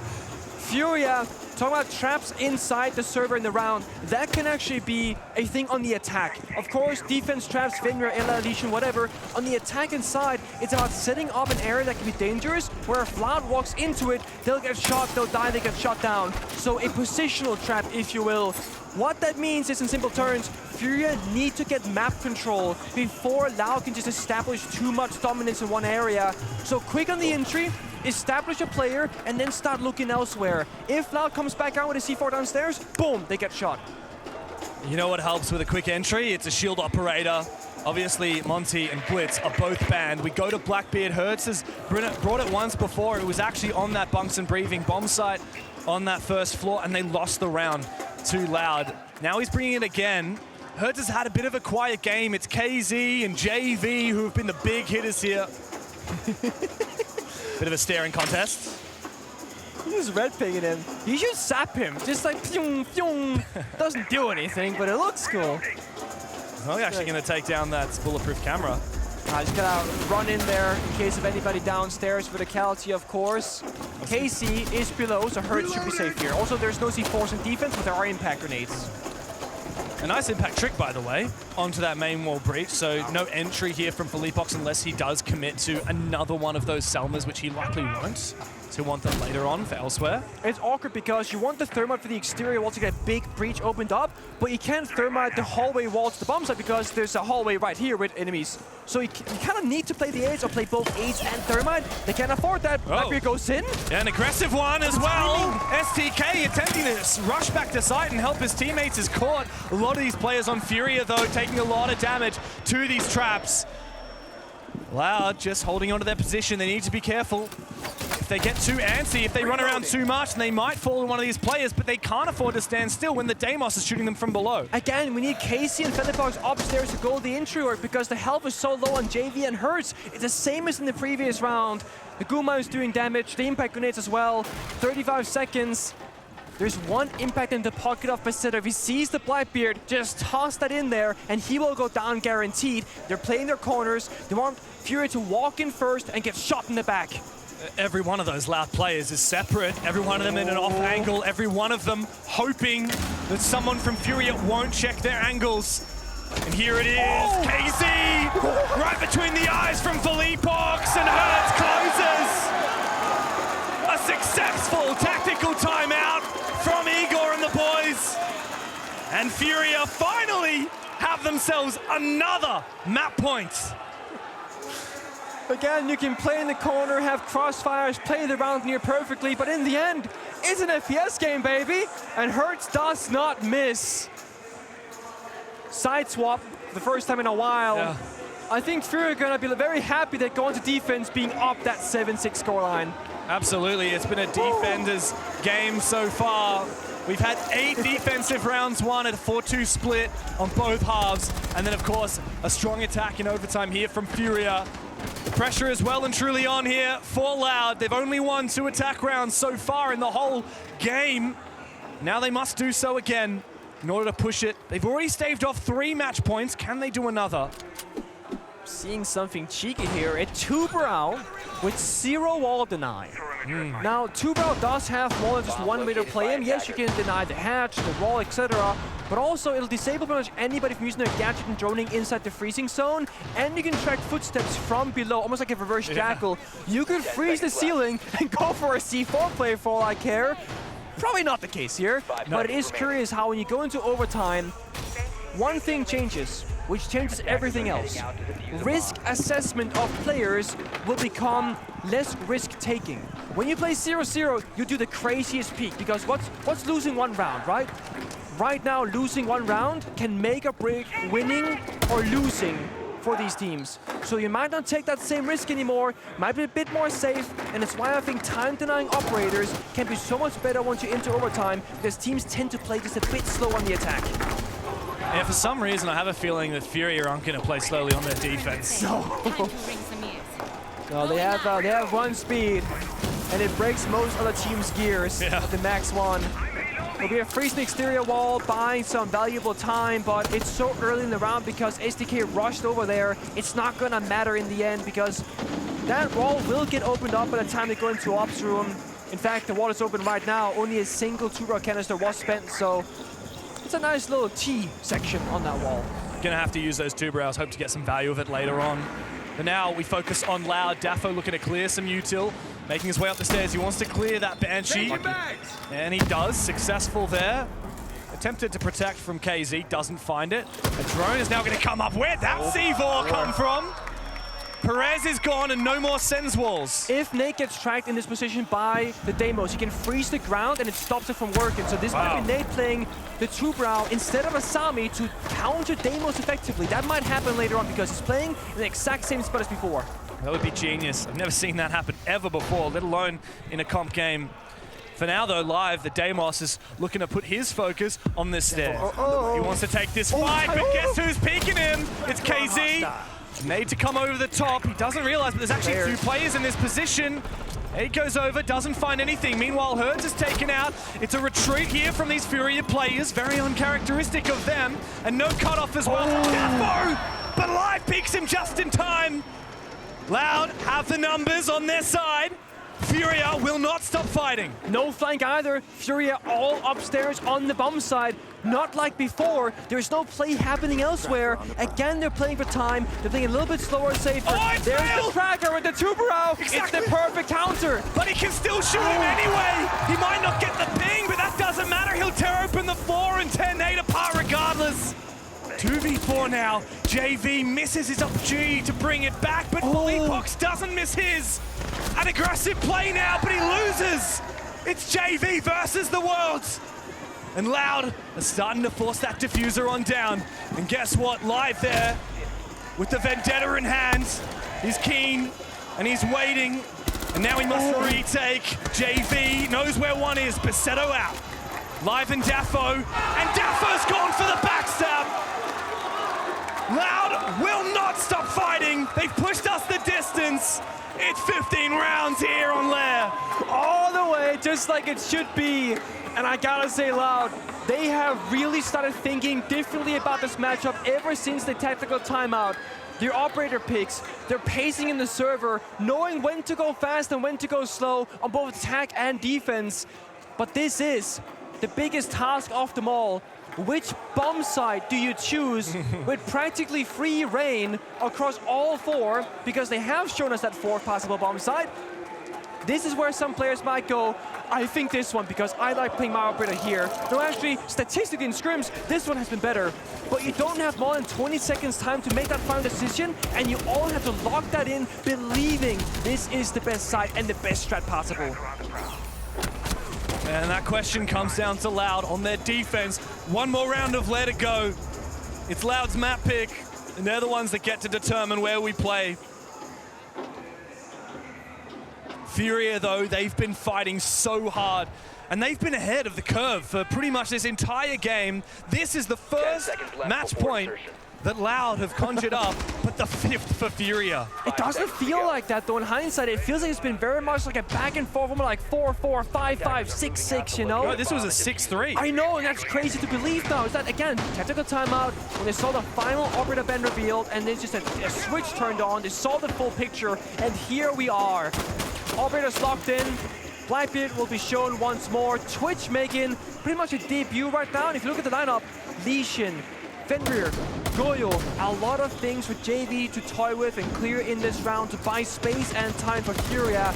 But it also means that JV will be not on his gun actively looking for a fight. He'll be on his gadget, droning instead. So you are going to lose a little bit of map presence and gunfight potential in the early stage of this round because of that.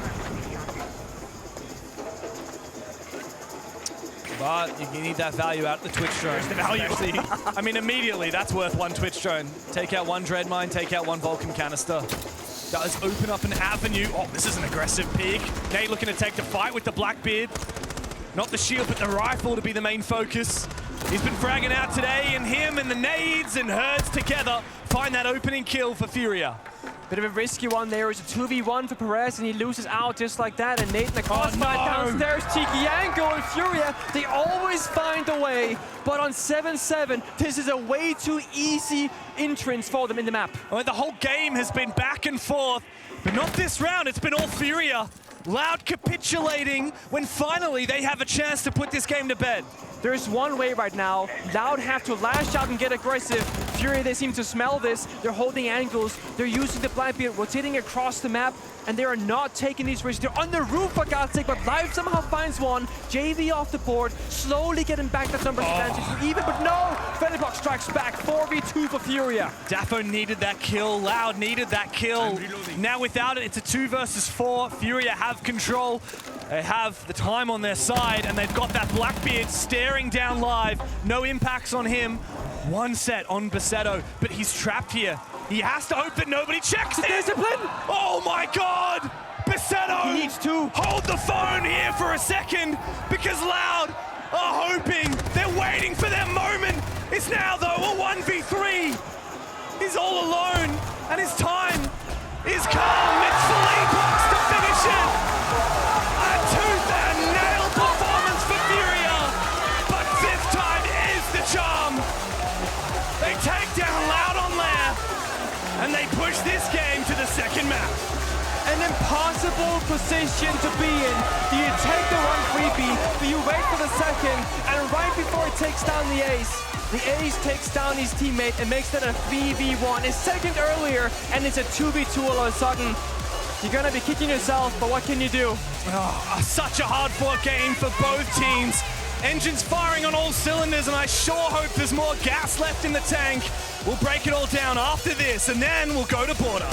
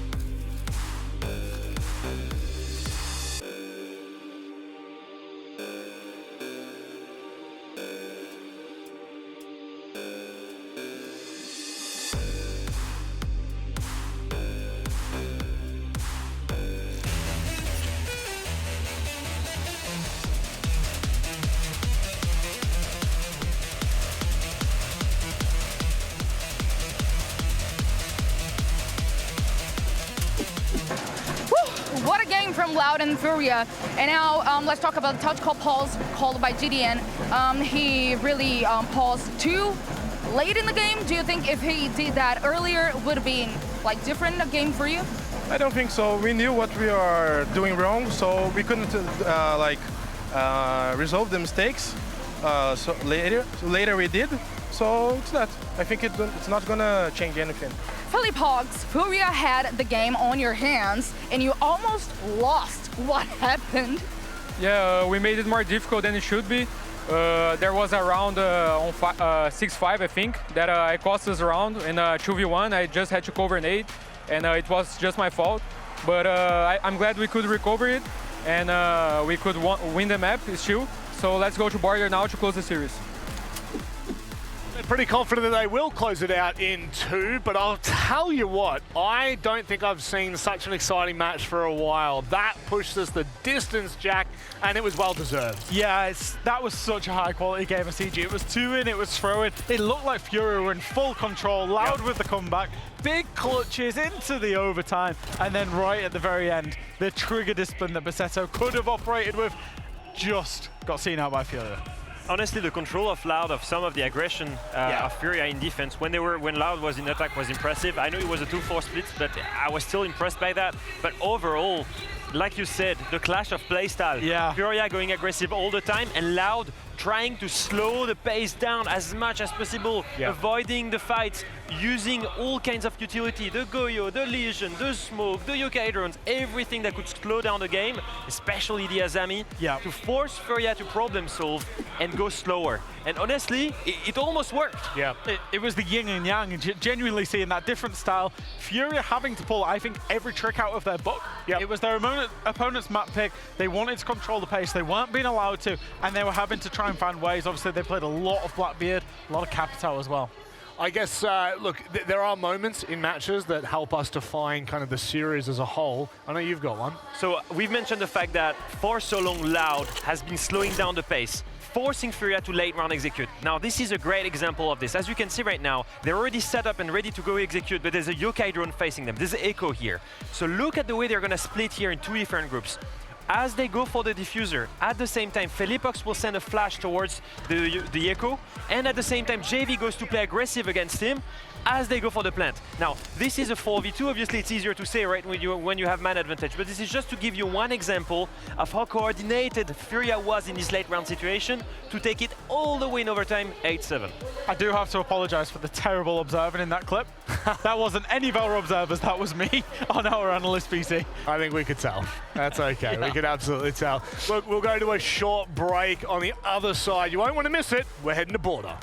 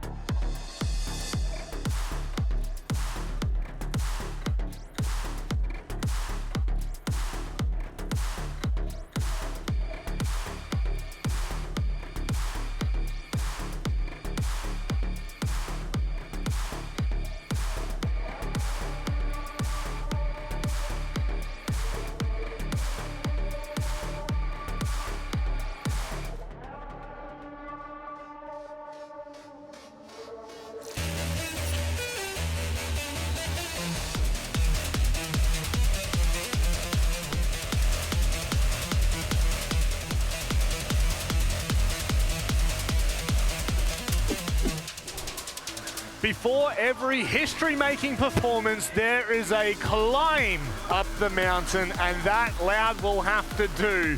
Leo, they've got to start climbing. Yeah, and good luck with that. They're gonna start climbing on border? Really? They've been playing slow pace the entire time. They were trying to play late round executes denial with smoke and echo. Do you do that on border? You see how small Even that map Rob's is? not silly enough to try that. Come on, mate. You're gonna know. It will be all about gunplay. It will be all about frags, and that for me is the biggest issue. Loud is going onto Furia's map pick. They've lost their own, and this time I really think it fits Furia's playstyle way more. And that's the thing, Lair. Big, expansive map, 3 floors, huge, loads of staircases, loads of rotations, loads of layers that you can sit and play behind. Border, very small map, very compact, just a square, 2 floors. Furia is all about gunfights, and it's going to be fast-paced. You can't play for the late round, so Loud are going to have to change everything in one map. I guess that's probably the biggest issue here, is Loud going into what is their last lifeline. They don't get another chance after this. If they falter here, they're done. They're done and dusted. And my biggest issue right now is that I didn't see that switch in momentum, that switch in playstyle on Lair, right? Clearly the game plan was burning as much time as possible in late round and trying to win these rounds by time. Yeah. You can't do that on border, so I'm wondering, do they really have that in themselves? Is that a playstyle they can do? Can they really match the aggression of Furia? And to all of these questions right now, I'm gonna sound biased, but I will say no. I think Furia can take this 2-0. Feels like we're at a very defining point for Loud at the moment. Lots of the top Brazilian teams can change their playstyle on a dime. We've seen Furia do it time and time again. We saw W7M do it against Falcons just, what, 2-3 hours ago? Yeah. If Loud really are one of the top 4, top 5 Brazilian teams, they will have the ability to go from slow, late round, all the way to the fast, quick, early aggressive. If you're Furia right now, you have to be looking at this matchup, looking at this match in particular. You're salivating. It's your moment to put the nail in the coffin. Yeah. Huh? Yeah. Good English phrase. Good English expression. Good job, you Frenchie. Yeah. But it's basically the story. It's the story because they have the momentum. They're fresh off a head start with this map. Yeah. They've just beaten their opponent on a map pick, and they've got all the momentum in the world to go in and win those gunfights on border. Gents, as much as I love listening to you and hearing your great insight, there's only 2 on the stage that I'd probably prefer to hear more from, and that's the coaches. Maria's courtside having a chat. GDN, you have been to main stage before, but your teammates don't. So what was the conversation before the match to just prepare them, help them? Eu acho que eu conversei ali com eles, é mais uma questão de passar tranquilidade para eles. É mais um jogo, dentre outros que a gente já jogou, não vai ser o último que a gente vai jogar junto. É realmente encarar como se fosse apenas mais uma partida que a gente consegue vencer. Cool. It's just one more game, just stay calm. It's just a normal, casual game, and they will be playing together again, so just take it easy. In all the chances you had to face Loud, you just won. So what is the explanation to this domination from Furia over Loud? Because you are better. Okay. It happened. I don't know how you always get the best out of our coaches and players, Maria, but it is phenomenal. Igor has the quiet confidence, but Furia in the server, they're anything but quiet. They have that confidence, and they're swinging every 2 seconds. Yeah, they are, but they do it together. They do it beautifully, and they, despite having some rounds that didn't really go their way, they kept believing in themselves through and through in that game. They never gave up the gunfighting whatsoever. That's right. And I expect it to be much of the same story on Border. It is their map pick, and Border is probably would be described as the most frag chaotic map in the pool at the moment. And Furia, there's no doubt that they are going to fight like crazy for it. In fact, the last time that these 2 teams met in a BO3, it was at the 6 Invitational. It was in the playoffs, in the upper bracket semi-finals, back when Loud were called Raza Company Academy. Great team, such a phenomenal performance they had at SI top 6. Furia destroyed them 2-0 and knocked them to the lower bracket, one of those being on Border. Oh, I mean, we heard it from the desk, Leo specifically. Not to be biased, but I don't think Loud has what it takes. I'm on the same similar side, but I think the question is it going to be a 7-1, a 7-5? What kind of loss? Because Loud clearly have what it takes to go the distance with Furia, but can they go the distance on a map that doesn't speak to their comfortability of playstyle? Well, if we look at what happened on Lair, Furia had an early advantage, 6-3 head start, and Loud refused to give up, but they couldn't push themselves over that edge and put, as Leo said, the nail in the coffin. Bonk, get that 8 7 victory. No, Furia themselves, they came back. They know what it's like to play on a big stage. They know what it's like to face setbacks, and they can deal with that. They can lose 4 match points and say, that's fine, GG, go next. Next round, we're ready for it. Can Loud do the same after such a tense 15-round battle on the first map? There's 2 things for Loud. One, the desk set it, adaptation of strategy in the server. And the second one, now they've got that first game jitter off the shoulders, right on stage, you know, as a team here, it's fine. Now you've kind of seen the worst of the worst. Furia, you go 7-8, that's not a bad loss at all. They need to just go in fast on border and not fall behind the round. If they go 0-2, 0-3, that's where I call mental boom, and it's so hard to come back from that. Yeah, so for Furia, what's the game plan? Is it just same as always? Oh, run them over, baby. Good old border, keep on swinging. We actually haven't seen these guys play border since SI when the 2 teams played each other, whereas Loud, they actually played Fnatic on it. Earlier in Reload, it was quite a convincing win as well. A 7-2, obviously Fnatic and nowhere near the competition that Furia are, but at least we can say for Loud, look, they know that they play this map, they likely scrim it a lot, and they have some recent confidence boosters on this very map. Of course, we tend to say that border is an attacker-favorite map, but I do think that it can be so hard to play against Furia when they're on defense. The starting side, Furia attack, Loud on defense.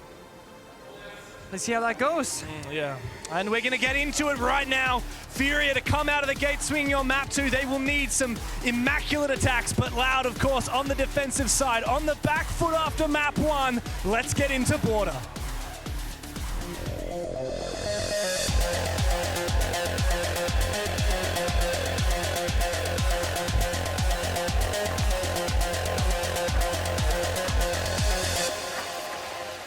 So as I was saying, I think if you're playing border up against Furia, you want to start on defense yourself, even though it might not statistically be the best. Because when Furia go on defense, they're not going to let you in the building.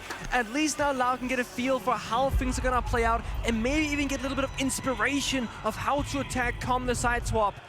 Arbiter Bands played a very pivotal role on Lair. The mute, both teams going in with that, verticality, the demos, but Border's a different beast. It is. Different bands will be required. And I can tell you what, well, or not, ironically there.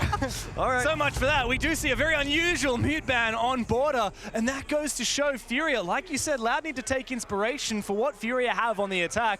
And I tell you what, they're clearly cooking something specific, Pengu, because you don't ban Warden and mute unless you have something really particular in mind. Now, the Ying has been taken off, so it's not that we're dealing with Warden and then we're playing a lot of Ying, but Kalaz is up. We can use smokes on lots of other operators. What is the intention behind that mute ban, though? That's not a common one. Hey, have I ever told you about playing Sense and Grim together, where you sense off the wall and Grimby and shoot them from far? Dude, you're so obsessed. That's like the cheesiest thing I've ever heard. But Border is such a cheese map on the attacking side, but I think you're right. Like, of course, the Demos will be enabled, the Grim will be enabled, the possibilities of glass gameplay as well. I think the big thing about the mute Warden ban, it really keeps things open for the attack, for anything your heart desires, even stuff like Blitz. In this like close quarter gunfights, if you're gonna rush security, rush office fountain, for example. And I think if you're Furia against Loud, you want to keep your cards open and be flexible because they have that depth on attack. And in a way that seems kind of unintuitive, having that Warden and mute ban also kind of opens up the operator pool on the defense as well. Because you haven't locked out Mira, you haven't locked out Azami, you haven't locked out Castle. All of your Architect operators are in the pool. And so that does leave Furia a lot of leeway on their side. If you really want to make defenders bomb sites a living nightmare, we often see Azami Castle bans actually come out sometimes in the pro level in scrims, because you can't change a lot of the shape of the map, like Architect operators. We've only really seen one of those in play. There is no Mirror, there is no Castle, but SDK is on the Azami to easier hold security and break room. We're back on a new map now, so they gotta feel each other out first. What's the vibe gonna be? How is your opponent going to play? Oh my god. Let's just pick up the barbed wire. Where's it gonna go? Long way to go, SDK, just to get your barbed wire. You'll lose your life. I hope it was worth it. Besetto, though, to retake the position, refrag the position as well. Toss out a Grismot and look to try and hold on to break for a little bit longer. Kind of wish there's a Grismot there to begin with, but against a Twitch, it can be a bit of a risk there because you can sap them off the doorways. I think a 1-for-1 trade is somewhat worth it, though. Speak of that mute ban, it enables that Twitch pick here from Philippox. Drone ahead, Besetto spotted in the fire. A little bit of damage dealt, threading the needle from KZ. Beautiful shot with the hollow sight, leaving just Perez now, holding on to his CCTV position. Trying to run away now, cut your losses, but with that being said, they catch another. Hurts finds live. Perez is tracked inside a CC, kind of has to fight it out now. Get the kill, come on, finish him off, never mind. Perez finds his, traded back all up to Daffo, 1v3. Hunted down, found, puts it to rest, and a great start for Furia. Easy openings and an easy close. I do think that Border is a map where you can kind of throw bodies at the problem. You want break room CC, throw in 2-3 attackers, and if you trade 1-for-1, it's always going to be worth it on the attack because you gain crucial map ground. The way Border can work, if defenders want to, they can play East Stairs, the entry point of the map. CC, same story, and then Armory Archives. That means attackers have no real way to get a foothold in the map. So by sacrificing an attacker, but gaining one of those areas will always be worth it because you need to achieve the first step in a round of Border before achieving the second. And there aren't that many ways to rotate out the building on the attacking side. So this mini play right here, yes, JV goes in and dies, but he gets the kill. Casey trades after, and now they've gotten that crucial map control, and they trade forward to the round ends, basically. Yeah. Keep trading. Trade to win. And if there's any team that wants to be given a license to throw bodies at the problem, it would be Furia. That's their MO through and through. Now Loud on that defensive side, we've said the pressure rests on their shoulders. Pretty much the entirety of our on-air crew here have pretty much said Furia should be slated to win this. There was a lot of quiet confidence from Igor, their coach, down on the floor with Maria. Loud now changing their bomb site, going downstairs. We see the other Architect operator, the castle, come in. I like this because you can play more of the map. On Armory, Archives bomb side, you're start playing, as I said, like Office, CC, and Armory. So very not like by the bomb side. Tellers works very differently. You're actually playing above and pretty far away from the bomb side itself because you can't quite rush the side. So you're playing Office, Armory, Archives, Security, East Stairs. And then you can just kind of choose, okay, let's fall back from this area and play over here instead. Furia have two choices now. Either you jump in that side window and go for a plant, or you gotta contest the map control. KC, again, once more Furia, they get that opening pick, and with the kill, the most important, they gain access to security and break room as the first step. It's not a good look here for Loud. They're struggling on these opening engagements. It's a claustrophobic map. You have to be sure not to set a foot wrong or peek your head out the wrong window, expose it to the wrong angle. 2 rounds now, Fury has found a strong start at E1D, oppressive as ever. We've got so many oppressive operators in the lineup. Here comes the Dokkaebi call as well. Finally, STK, thankfully, finds Hertz. No response as well from Furia, very unusual. Gotta see that now choose what ground to hold and play together. Not those 1v1 gunfights, to play 2 guns against 1, favoring defense. Nade is actually, I believe, inside the bomb site right now in bathroom, so they got a really good position locked in, but no diffuser just yet. There it is. Speaking of, there comes the plant for Leapox though. Forced out thanks to the gas from STK, but Nade is lying in wait. He's gone for the backstab, found one. Almost found a second. Daffo low on HP. As Nade looks to reposition, he knows there's a player in Workshop he's worried about. He's also worried about that vert. Spotted for a brief second. There's a player inside, is there not? Yeah, there is. Check your corners, Nade, because Pesetto's gonna find you. 1 HP for Leapox as he picks JV back up. And the wind is gone from Furia's sails. So is their health bars, that goo mine, the gas earlier, and a kill, a trade at that actually. Great shot from both players. But JV in a 1v2, little time, even less health left to live. And a drone apparently still up alive. Looking for intel, doesn't gain a whole lot though. Well, this is gonna be a very tough slog here for JV. He knows that one's in Workshop. He just heard Pesetto increasing his lines of sight, opening a rotate. A nice crossfire that these two players have, but of course JV is the one with that diffuser, and he could potentially get into Tellus here. Almost a great headshot. He's not going to have the angle though. He didn't see live. He needs to bait out this kill. Again, another shot missed. And Loud, they're back into it. They're on the scoreboard. Furia found the free entrance into bathroom. Perhaps picked the wrong type of position, not sure. The Toxic Babe denied it. And then Nate found that kill, one of them, but not the second, on towards the Echo. And then things kind of stalled out for Furia. JV found himself injured outside the building. Telebox had to go over and help him instead. So a great start, but Loud, they held on. And I gotta say, that early kill onto Hertz, evening back to a 4v4, played a huge part there. If there was one more attacker alive, it's one more angle to cover. Well, it's nice to see that Loud can deal with Furia's aggressive plays, and for me, the turning point that round, Pengu, was actually just the smoke denying that plan. Huge. Even though we had Nade come in from bathroom and find one kill, eventually get traded on out, it was the idea from Furia that Loud had a response to. They had a, no, you can't do that as of yet. We have bought ourselves the time to reposition and retake. It's funny because the desk was saying how you don't play Smoke, Echo, and Border is the wrong play style. They won that round playing Smoke and Echo, and the Smoke was the most important operator for it.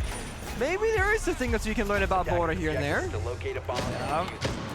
That is, of course, if Furia chooses to go fast, Loud being slow is the counter. If Furia went for a full roam clear, that Smoke and Echo is not as useful as it otherwise would be. That's right. You have to meet the pace here. Yeah. Again, JV on this Twitch, I really do believe that this is a large part of the reason why we saw that mute ban come through. What is he specifically targeting? Some cameras. Looking for next, nothing found. Soulless pick from STK, now that's an unusual one. Yeah, it's, to play vertically on this bomb site, see where the plant is going down. Of course, robot for jump outs, drones, etc. So perhaps an aggressive round here for Loud. Valkyrie cameras as well to give that confidence booster of intel. But we see Furia, they have utility in response. The glass is on the board with 2 sets of smokes. And with how passive Furia are playing, they're clearly setting up for a bomb site execute. They want 5 players alive in the right positions, do the util 3-2-1 and do something with this smoke. Oh, and the C4 from Daffo puts Nade to rest. What's going on here? Here comes the Glaz looking in, trying to get into CCTV. Does finally get the weight that it was worth. Unfortunately, though, for Loud, they've lost that control, but they still have Daffo up here. STK is actually interested to go for something back. Spent all their smoke grenades for spread the needle. Epitao. He's found the gap here. He's going for it. It's Yellow Ping. He snuck through. He's going to know about the glass. He's going to find him looking for a second. Not enough bullets in the magazine. Out comes the shotty. At what range? In what world does that work? JV now, 1v3, trying to bait a swing for the proxy alarm. Oh no, there's a dread mine as well. Great round from Loud. STK, the hero, no doubt, and they take the lead. Loud didn't do much in that round in the beginning, but they did the right things. Playing half full armory, C4 went out, trading even numbers, and in that 3v3, that's when they outplayed Furia. The intel game, the flank, the backstab, the 2v1 effectively with armory and STK flanking around. They're baiting for each other, and they found success. Final operator bans in the first half. Fenrir and Deimos. Wow. Okay. 2 guys I would not want to meet in a dark alley. Definitely not. Very powerful. We've seen a lot of play from both of them. I think that Deimos might have actually been played pretty much every single round of this series so far, give or take. Very popular indeed, and again, with the mute being banned on both Lair and now on Border, it only makes the operator stronger because there's less counter options. Prep C4 found the first pick, he then runs towards half. Oh wow, that was... response there. Run out and C4. Nullified the push, then a flank to go on top. I didn't even see that highlight reel during the round from STK. Finding that kill onto the player repelling, that's an instrumental one. Is that kamikaze? I saw Gohan earlier. Did you actually? Yeah, he was right over there co-streaming. I was like, whoa, that's a blast from the past. That is such He's coaching Rasa against the world team, I believe. That's very exciting. Yeah. Anyone that's started watching Siege in the last 3 years has no idea what I'm talking about. What we're talking about. All these infamous Brazilian players. There's a story there. Oh, there's a lot of stories. I mean, Kamikaze himself was a world champion on NIP. I believe he was still on the roster at that point. I believe so. Psycho, not Psycho. Who's the guy? I'm getting confused. What's the name? Gohan. Gohan. He was on Liquid back in the day. Yes, he was. For a little bit at least. There's the infamous nice Kivera play. For those I remember. Shout out to Tori. OGs remember that one. Okay, what's on the menu here for Furia to cook up for us? I like the IQ pick. A lot of Valkyrie cameras spotted. A lot of things here, right? Ella mines, echo drones. Anyone on their cams though? That's what you really want. On their cams. Could be a free kill. That's the thing about the current style of Siege. You're not really safe on defense very often, so you can't play cameras. Why Echo Mine is coming to pick. Macedo strikes first. Hertz trades back the pistol on that IQ. It must have been the echo on his camera, I think. So. Not going to stroke myself too much, but I'm pretty sure I called it exactly. All right. Yeah. But now at least we've got dead players on Loud, and the benefit of that is when you're running a lot of odds tool operators like the Valk and the Echo, now you don't have to have an alive player sit them. That is so true. Getting there first if you're not dying is actually a benefit to a lot of players and a lot of teams here, but Furia, they got man advantage. That's the bigger thing right now because it's a 2-for-1 trade. Yes, they lost the Heartbreacher, but I don't think that's needed in this round. The value here, IQ said, hey, there's an Echo Drone, here is a Valkyrie camera, but they've missed this one. On the east there is giving pivotal information because that is a rotation part of the map. If Loud wanted to, they could try and fight this player, but Nate moves elsewhere instead, diffuser in hand. Oh, yeah, that's not great. I mean, you even knew where Nate was here from that Yokai drone. It's gone from bad to worse here for Loud. Furia in control from start to finish. A picture-perfect round for the former world champions. And they've once again even the scoreline here, Pengu. We're 2 rounds apiece. That's the funny thing about Borders, that you can have a round where you're rushing, it's chaotic, it's messy, nothing makes sense. Then a round like that where nothing really happens, but the round is still over. Yeah. Classic Border. I really like the counters here from Furia. I mean, Loud trying to play the Valkyrie, trying to play the Echo. They've got the IQ and the Twitch with mute bans. I mean, there is nothing stopping them from hard countering everything Loud have brought to the table.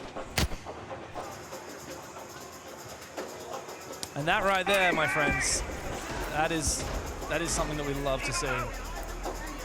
Players from Furia and Loud now setting up for the next round. Twitch is actually not going to be present. I'm a little bit surprised at that. But there is a Blitz being shown for now. Now, I am a huge enjoyer of Blitz on Border. You can just control the tempo, aka the pace of a round so well with this particular shield operator going fast. Every single bomb site is super rushable on Border if you dare try go for it. But also, you don't want to go for the rush. The shields are great for just roam clearing up above. Instead of droning all those corners of top floor, you walk with the shield, you can beat the corners, you can clear it much faster, much more effectively. Furia, they also got the sense in the mix as well, so they do have something specific in mind. On the drone hole bathroom, I see something being used. This could be cutting off the side in half, sending Blitz in the window, and a 1v1ing in bathroom against a Warden ban. That's very possible. It's a nice idea, but there's a lot of tiny ways that can go wrong. That's why Furia have to dot all of their I's, cross all of their T's, get everything just right. And we've got a lot of roamers still at large. Perez, here just outside the mezzanine. Here comes the entry. Nade straight on down. There's a player ready to receive him at the bottom of the east stairs. He needs to try and take this fight. The castle looks to escape, but guess what? Nade is continuing to fight him. Pistol comes out. He's not close enough to go for the flash. He tries anyway, and it misses. Doesn't have the distance on him. Loud have managed to fall back successfully. The attack, the execute, unsuccessful for Furia, but they have found a bait kill. Okay, they finally kill elsewhere. That's good to stabilize back to even man cam, but mind you, Blitz is low on HP and was by the bomb site, very much on his own. He's rotated out of the building now, up to the mirror window. The Blitz push on in, they get map control once more. They now control the up above. Very much worth it here for Furia. Loud now repositioning.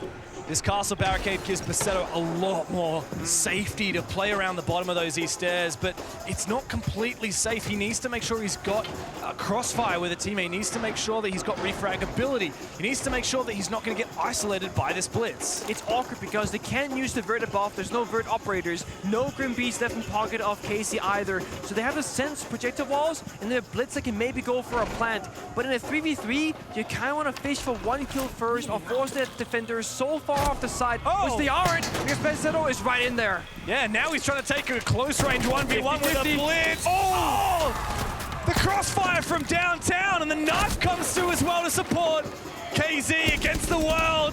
Nice first kill, and guess what? There's plenty of time to make this one work. Diffuser firmly in the clutches of Loud. KZ says, I don't care about the clock, I'm sending it right now.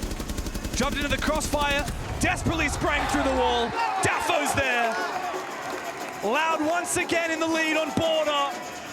Furia are pacey, but Loud are not to be underestimated. Furia trying to take control by saying, hey, we're gonna go fast, we're gonna go all the way. But the thing is, Loud are so good at playing the slow style of Siege.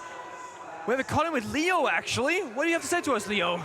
Well, the story here for Loud, I know we've mentioned before that border would be really tough for them. The story is they've managed to slow down the pace exactly like you were saying, Nick. But the way they've done it is amazing. It's a mix between intel operators like Valkyrie, like Echo, like Solis to gather information on Furia. Yes, Furia is great at aggression, but they're completely spread out around the map. So it's very easy for Loud to go pick them one by one and then revert back to site and play safe. They have one round of defense left here. They could go 4-2. When they revert to attack, they will be able to control the pace because they will be on attack. So they will be able to play slow, step by step and methodical because that map is so small. Effectively, Loud could make it right now. Thank you so much, Leo. And you're right. And with that, I mean, the worst you can do is a 3-3 half, which is great for defense border. I think Furia is the team to look at here. Yes, Loud have played so well, but Furia have played into it. They're trying to play fast against slow. They're trying to play like lack of counter intel against intel. The round where they played the IQ Twitch, you said it, James, phenomenal counterplay, right? But then after that, they turn to Blitz Rush and do these kind of cheesy executes. This round, they're showing us Blitz and Glass once more. It perhaps may be the wrong set of operators for the playstyle Loud is presenting us with. I like the Brava pick. The main thing here is it's going to be the perfect counter to both the Melusi and the Aruni. Thing is, I like the way that we've got this set up from Loud on the defense. The Aruni is actually being used to protect those mirror windows. So Herds' Ash is actually going to have to burn through those before he can destroy those mirror windows. You see, he considers for a brief moment using that breaching round, but I think they want to try and save it. Maybe not. Actually, they're positioning for a potential rush here. A smoke goes out. Another smoke goes out. The Aruni, Azami rather, keep a barrier. Comes forward. Oh, he sees his feet. That's beautiful from Philippox. And now he's deep in the side. Oh, hello, he's in. Oh, they've just walked past each other. Live is in the room. Philippox is too. Finally, he finds him. Deep for more. Another kill for Philippox. Furia have the plant down. They've got the side in their grasp. Perez having a retake. There's no chance. There's nothing for it. A kill here, a headshot, sure, but that Blitz is inching his way forward. Blind and deaf and dead to rights. Apparently fast is the way to go. This time it works out for Furia. There was not a lot of countability for a plant that mirror windows or runic gates, the counter for the Ash, but a singular C4 on the bomb side to stop the Glass and the Blitz as well as the Capital was not enough. No verticality. No Solus that time, and a lack of information. That Warden ban finally paid off. And at the drop of a hat, we switch sides. It's time to get into the second half. Loud move on to the attack. And so what do they do? What did they get rid of themselves? You said, Pengu, at the start of this game, Loud need to take a little bit of inspiration from Furia. Okay. I spy with my eye a smoke back. Yeah. Now that's a pace setter. Right there. Ironically, we saw Loud win the earlier round, previously hinging on that smoke play on the Teller's bomb site. I think it's a similar train of thought as what Furia did, right? They banned out stuff like the Mutant Warden to loosen things up for operator picks, but also to not be hindered if you're gonna play like the Glass, whatever. Loud now, with the smoke ban, they buy more time on their side, more direct attack is possible, and something like a Monty, which they're currently hovering, doesn't have a lot of counterplay. And there's two ways Loud can utilize this. One, they can play for very simple step 1, 2, 3 plans like Leo was predicting. But two, they can also go for pretty quick map control by just sending Mantu in, east stairs, break room, the bomb site door, not for a plant, but to push Fury around the map with other attackers holding those angles, ready to catch them off guard. And Furia banned all 3 shield operators on Lair. They've already banned 2 out of 3 here. They had to leave 1 open, and Loud immediately pounce on it. Now's your chance, it's gone in 3 rounds. Yeah, so. just wait a couple of rounds and Furia will ban it out as well. And they have to make the most of it. That's the nature of the new ban system in Siege X, is that the game actually evolves even within a half. Now show us that first step, Loud. What do you want to take? Right now, Yellow Pink towards East Staircase, 2 players, 1 on each door. Funny enough, it's actually Basetto on the Monty droning, likely to hide the operator for now for that wow surprise factor later on. But taking East Stairs, not using the Monty might prove difficult. Keep barriers, goo mines. Perez looking for a backstep downstairs, perhaps to say hello bottom east. You're already an unusual operator and lurking no less. What does he have in mind? Down underneath the bomb site, hoping to play cutoff. Perhaps later in the round he'll use his util. For now, it's just waiting and hoping that someone rotates downstairs.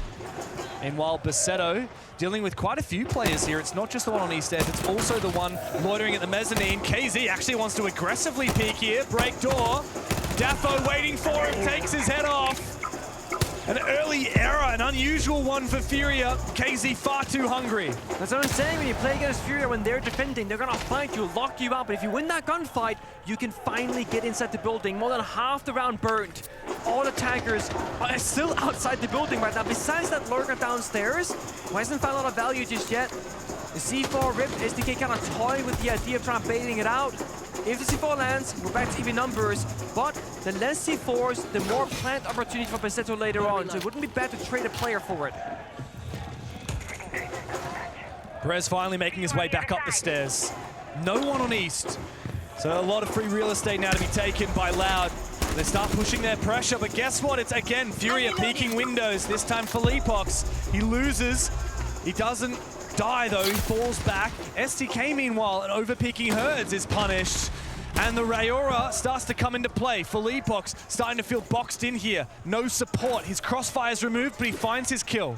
Missing the Monty right now, he's injured somewhere, he's out of security instead. SDK, a backstep from the window once more, gets a second. But where is Monty for the push? He's been everywhere but inside the building. Everywhere but by the bomb site. Well, as soon as he tried to jump into the building, he got caught into a frost mat. He's now self-revived, and he's got that debuff. But it doesn't matter because he's got that shield in front of his face, and he's starting to make his way forward. Hello there.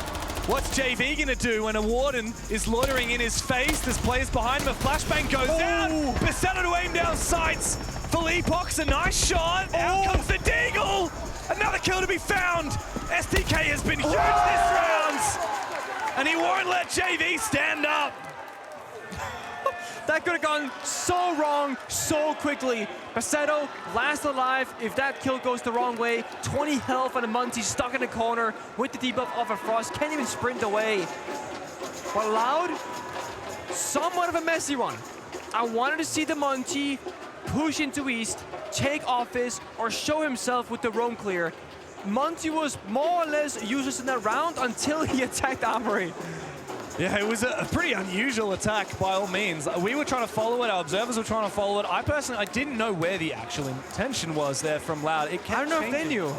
Well, I mean, SDK got 2 kills off Archive's window towards Armory, so that's why they rotated over him, because you have to cross in the bomb site. So they're thinking, unless one guy was hiding Armory the entire time, Armory might just be clear for free, because CC was also clear. That's right, they clearly had some kind of a plan there with the Rayora, likely to be on the office. By the way, we ended up seeing it used, but it's all about reactivity, right? Yeah. That's the current generation of Siege. Now, Furia, we know that, there were some struggles on Lair closing out the game. This time, Loud are in a very much more comfortable position relatively early on because now they have a parachute. They can afford to drop rounds, to problem solve, to feel out their opponent more. They can hold on to the technical timer for longer this time as well. Yeah, that's right. I mean, Loud were really good when their backs were up against the wall, down 6-3. Sure, but do you want to be there voluntarily? Certainly don't. And the fact that they couldn't close it out at the end, that's the big concern. Furia, though, I mean, they've got that really aggressive playstyle. They've got the balls to swing every single fight. And that doesn't seem to be changing, even when it doesn't work. It's like they've done the maths, and they're like, guys, if we always play aggressively, we'd still have a 51% chance of winning. That's pretty good. That sounds pretty good to me.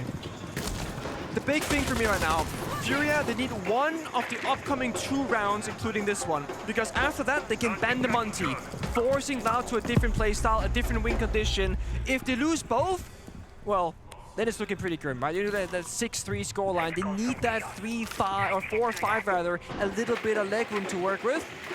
So one of the following two, they will be okay. Aceto once again with the Monty, no surprise there. Working inside of customs, getting first block control. You see him again, he's a much more backline support Monty, almost again hiding the fact they have this operator. Whereas most Monty players, oh, they're first in. Guy over there, guy over here, come with me, guys. This time, though, Casey with a shotgun somehow finds one. JV a second? What's going on here? Where? Loud clearly have an intention to go for this aggressive push from the back of the side. Very unusual to go for this kind of a play. The Monty's going deep to try and plan, but the C4 goes over the top. Bit of damage done, but the real damage is that Furia has completely gutted Loud. Basetto can find one. They're getting amongst it in the smoke. Defo, you need to come and support. It's all up to you now. 1v3. KZ's got both of the last players from Loud. Another solid round from Furia. Loud trying things. They're trying to get cheeky. But Furia, they won't sit back and let Loud try and cook up this strat. They'll continue fighting in the mid-round. And they got one of those 2 rounds. And I think Furia, they know this. Guys, they're crouching Monty. That's all they know. That's all they got. Now we got them right where we want them. Because when you start counting a strat, once that Monty doesn't work that flawlessly, there is also a world where Loud, they will go off for this final attack before it might get banned out. I don't think they will. I think Loud fully recognizes that the second they can, Monty will get banned and they have to go to plan B into the operator lineup. What I'm more curious about, what will Loud ban in response? What's been the biggest issue? Because I haven't really seen one operator I'm thinking, yeah, that's been a problem for him. It's been a bit of everything. Frost one round, Guman the other. There's a lot of different annoyances right now. There's no singular facet of the Furia operator pool that is causing Loud grief. It's the fact that all of those players are playing so aggressively, and there's so much to think about here. You're going up against this lineup, you got people swinging you every 2 seconds, you jump into a window, there's a frost mat, you walk through a doorway, and there's a Legion mine. You get your drone out, it gets jammed. You try and take a gunfight, you try and take map control, and it's a warden so you can't flash him, or they're protected by keeper barriers. That's this lineup for Furia. There's so much to think about, and that's the way that Furia want to play. They want to keep Loud on their toes. They want to keep this chaotic, because that is where Furia really flourish. Okay, I can see 2 operator bans then. One being the Asami, and the other being the Warden. We'll see what they choose later on, but that's my 2 cents right now, just kind of off that ball game there. Well, if you look at the way Philippox in this round is playing that east stairs with his army, we've seen a lot of heavy fortifications of positions with Furia, and it's draining the clock from Loud. It's draining their mental acuity. It's draining their resources. Hey, if I'm seeing that setup in east stairs, I'm not going there, okay? I'm going somewhere else. I'm not dealing with all that. A lot of effort. No, no, no. Furia, you know, they've been swinging outside the doors, taking those fights, and we saw Loud win a couple of them. They're still aggressive, but this time from inside the building. Let them now take that first step in the door until that very moment. And I think this is better for them. Because right now, Loud, they're just burning down the clock. They're not gaining anything. They got Gumans to the window jump in. They know if Monty jumps on in, they'll be stuck in a mine, taking continuous damage. Philippox is continuing to fortify himself. 2 more Keybers as well. Should a nade come through to clear out his current ones, he's got backups. He ain't got any nades. I lied. There's one nade in the pocket, actually. I mean, there's all kinds of util that you could try. Really sneaky move from Live, but nade. He's not going to get caught off guard from someone sneaking underneath the Keeper barrier. Aggressive plays, though, from Furia. Yeah, the problem here for Basetto is he can't go hunting for this, and the support from KZ! Desperate for more, but Perez will shut him down. Damage dealt, though. Too Loud, and Furia still maintaining control of these stairs. This is just meant to be step 1! But Loud can't even complete the checklist. Furia continue fighting. Always in their face. Always pushing. Nothing that Loud can do. A lot of teams in Furia's position would say, you know what? There's a lot of attackers in each staircase. Let's run back, give it up, play offense instead, fall back down 1 layer. They stick it out. Arbiter bans, you guys can't see it. You gotta ban that Azami, and they do. It's the Azami and the Montaigne bans that have come through, which probably the most predictable, and we hear a timeout for Loud. Só focar mais em preparar os recursos deles, tá ligado? Preparar os Fenrir que eles vão jogar a partir de agora, preparação de mapa, porque a nossa ideia de jogo, ela tá funcionando, tá ligado? Talvez agora não vai funcionar tanto o gap do sexy, porque ele tá muito ligeiro com isso, tá ligado? Não, sim, tá de boa. Só quando a gente for, tipo, progredir, tá ligado? A gente tem que progredir junto, tá ligado? Porque, tipo, a Zami Lash ele não vai ter como ele fazer mais nada, Lash. Agora tá vai ficar mais simples o jogo. Eles provavelmente vai pegar um Castle pra fazer o hold inicial, tá ligado? Nada demais, tá ligado? Então, mas aí eu posso adaptar pro Flor, a gente consegue só jogar em O jogo tá na nossa mão ainda, mano. Só a conversação e vamos preparar o... Alright, so once more, they wait for the final operator ban to get their final strat done. The upcoming potentially, they only need 3 rounds. If they can go flawless, and if they don't, they still got a plan ahead of them. We saw it play out on Lair. Since that technical timeout, they started making that comeback come to fruition. But this time, they got more room to grow and room to fail, because they're not staring down match point just yet. It's 4-5 in favor of Furia. Yeah, but that's still 3 attack rounds needed when they've only had 1 so far, and even then it was a pretty close one. It took a 3K from STK. That was on that top floor. We're now going downstairs to ventilation and workshop. We do have a little bit of analysis of what happened in that call-in. We have Maria on the line to tell us what did GDN say in that tactical timeout. Hello, here I am, and so GDN said to prepare the map because the idea of their game is working right now. Also, now this game is going to be easier. They would adapt and may bring Flores to the game, and Furia will probably bring Castle to this border. And you know, they just have the game in their hands, so they just gotta play it. And right now, the Furia crowd is having a blast. They are even shirtless, and the CEO of Loud just have a straight face on. Yeah. Thank you, Maria. That's incredible. Yeah, thank you very much. It's funny because I think Furia know that the counterplay is coming. They're playing not the castle, they're playing Oryx. They're playing a lot of information and counter plant deny. Now, of course, a castle might come out on a different bomb site, but I do think Furia have learned from the mistakes of Lair, and where they maybe underestimated Loud a little bit in the adaptation skills. I want to see Loud do the steps. Without the shield, without the Monty, it's going to be that much more difficult to achieve the first step. And that was the very same area where last round failed. Yeah, a lot to think about here for Loud. And when you can hear the Furia drum beating, when you look up from your monitor and you see the Furia crowd members throwing their shirts around, it's got to be a huge amount on your mind, especially when, like we've said before, a lot of these Loud players have never played in front of a crowd before, at least not one of this size. Here comes Live, good kill, but traded back by Nade, who's still holding on to control here above the bomb site in Archives. As always, Furia are looking to keep the fight going in the early round, and Hertz is actually going to lose his life for it. I don't know who shot him.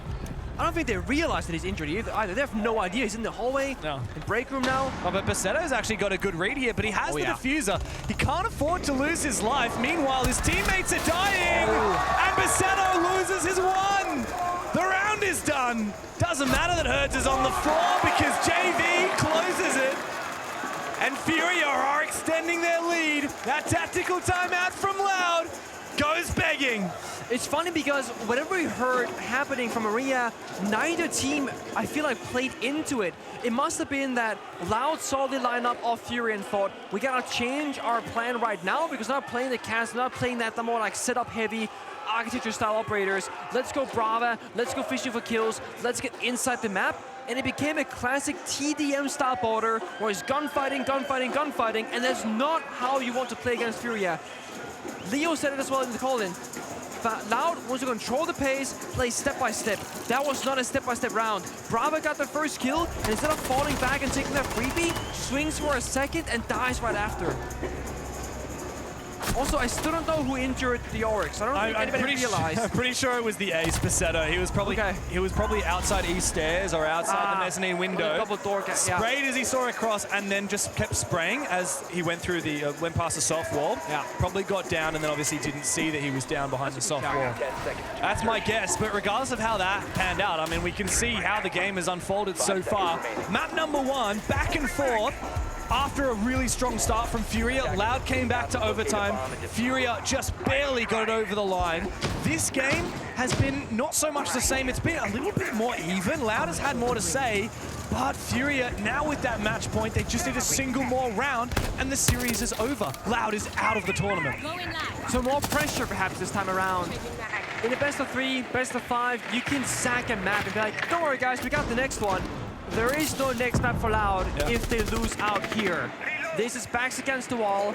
It's time to show what you're made of against the best team in the world, or one of at the very least.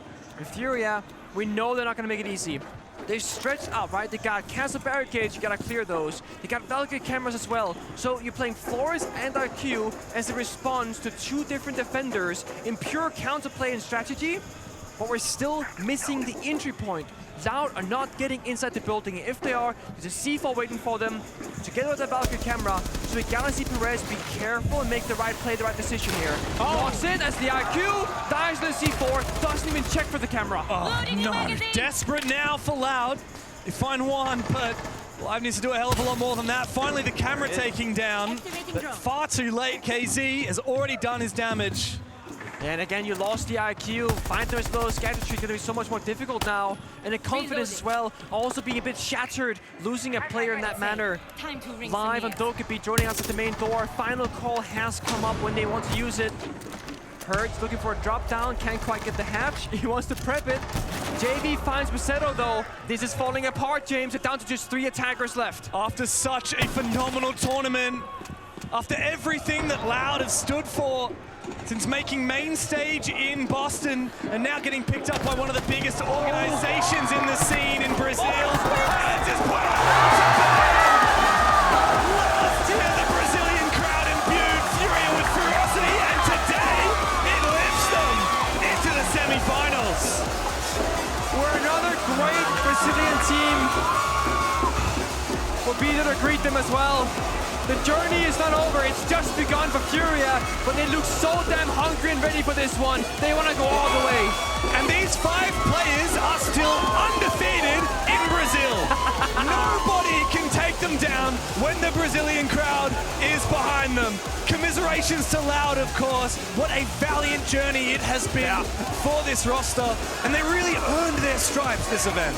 If, as I said before, if they're up against any other opponent from this event but Furia, I think they take the victory, they go further. Any other non-Brazilian team at the very least. And it's crazy how much talent, how many players are coming out of this region every single year. And to imagine that Dafo had never even played at an international event, and here he is on the main stage taking on last year's world champions. A lot of respect very clearly between these 2 Brazilian rosters, but Furia, I think there was no doubt that they were the better team in this series. And of course they have another chance to play in front of their home crowd tomorrow in a semi-final, and guess what?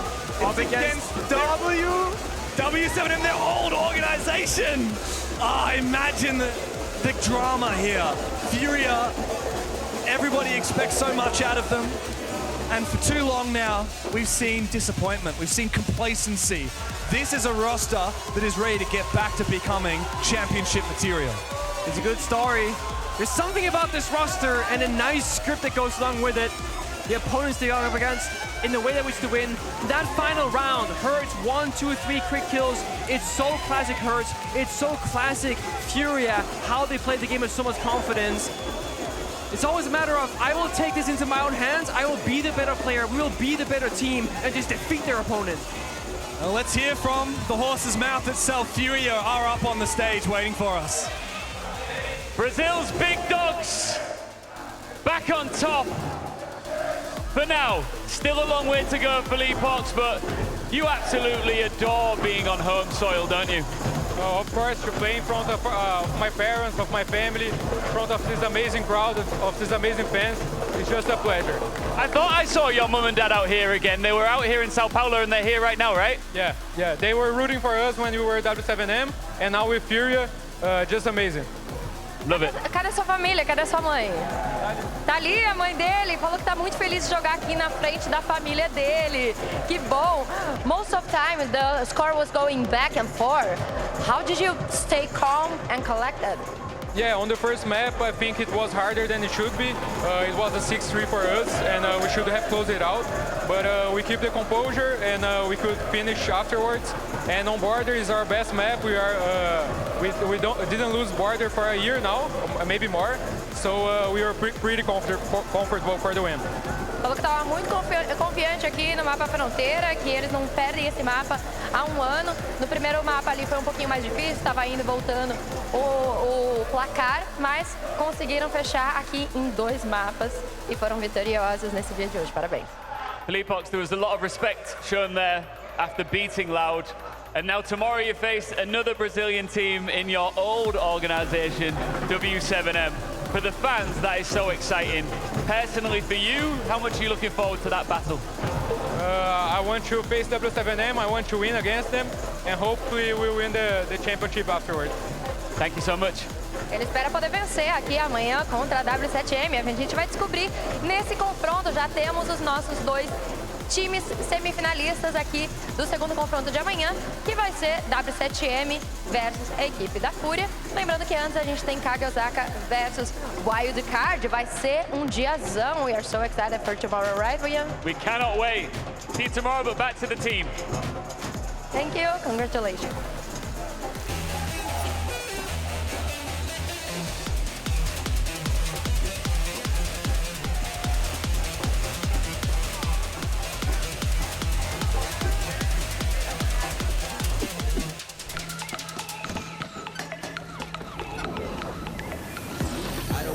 Big things to see.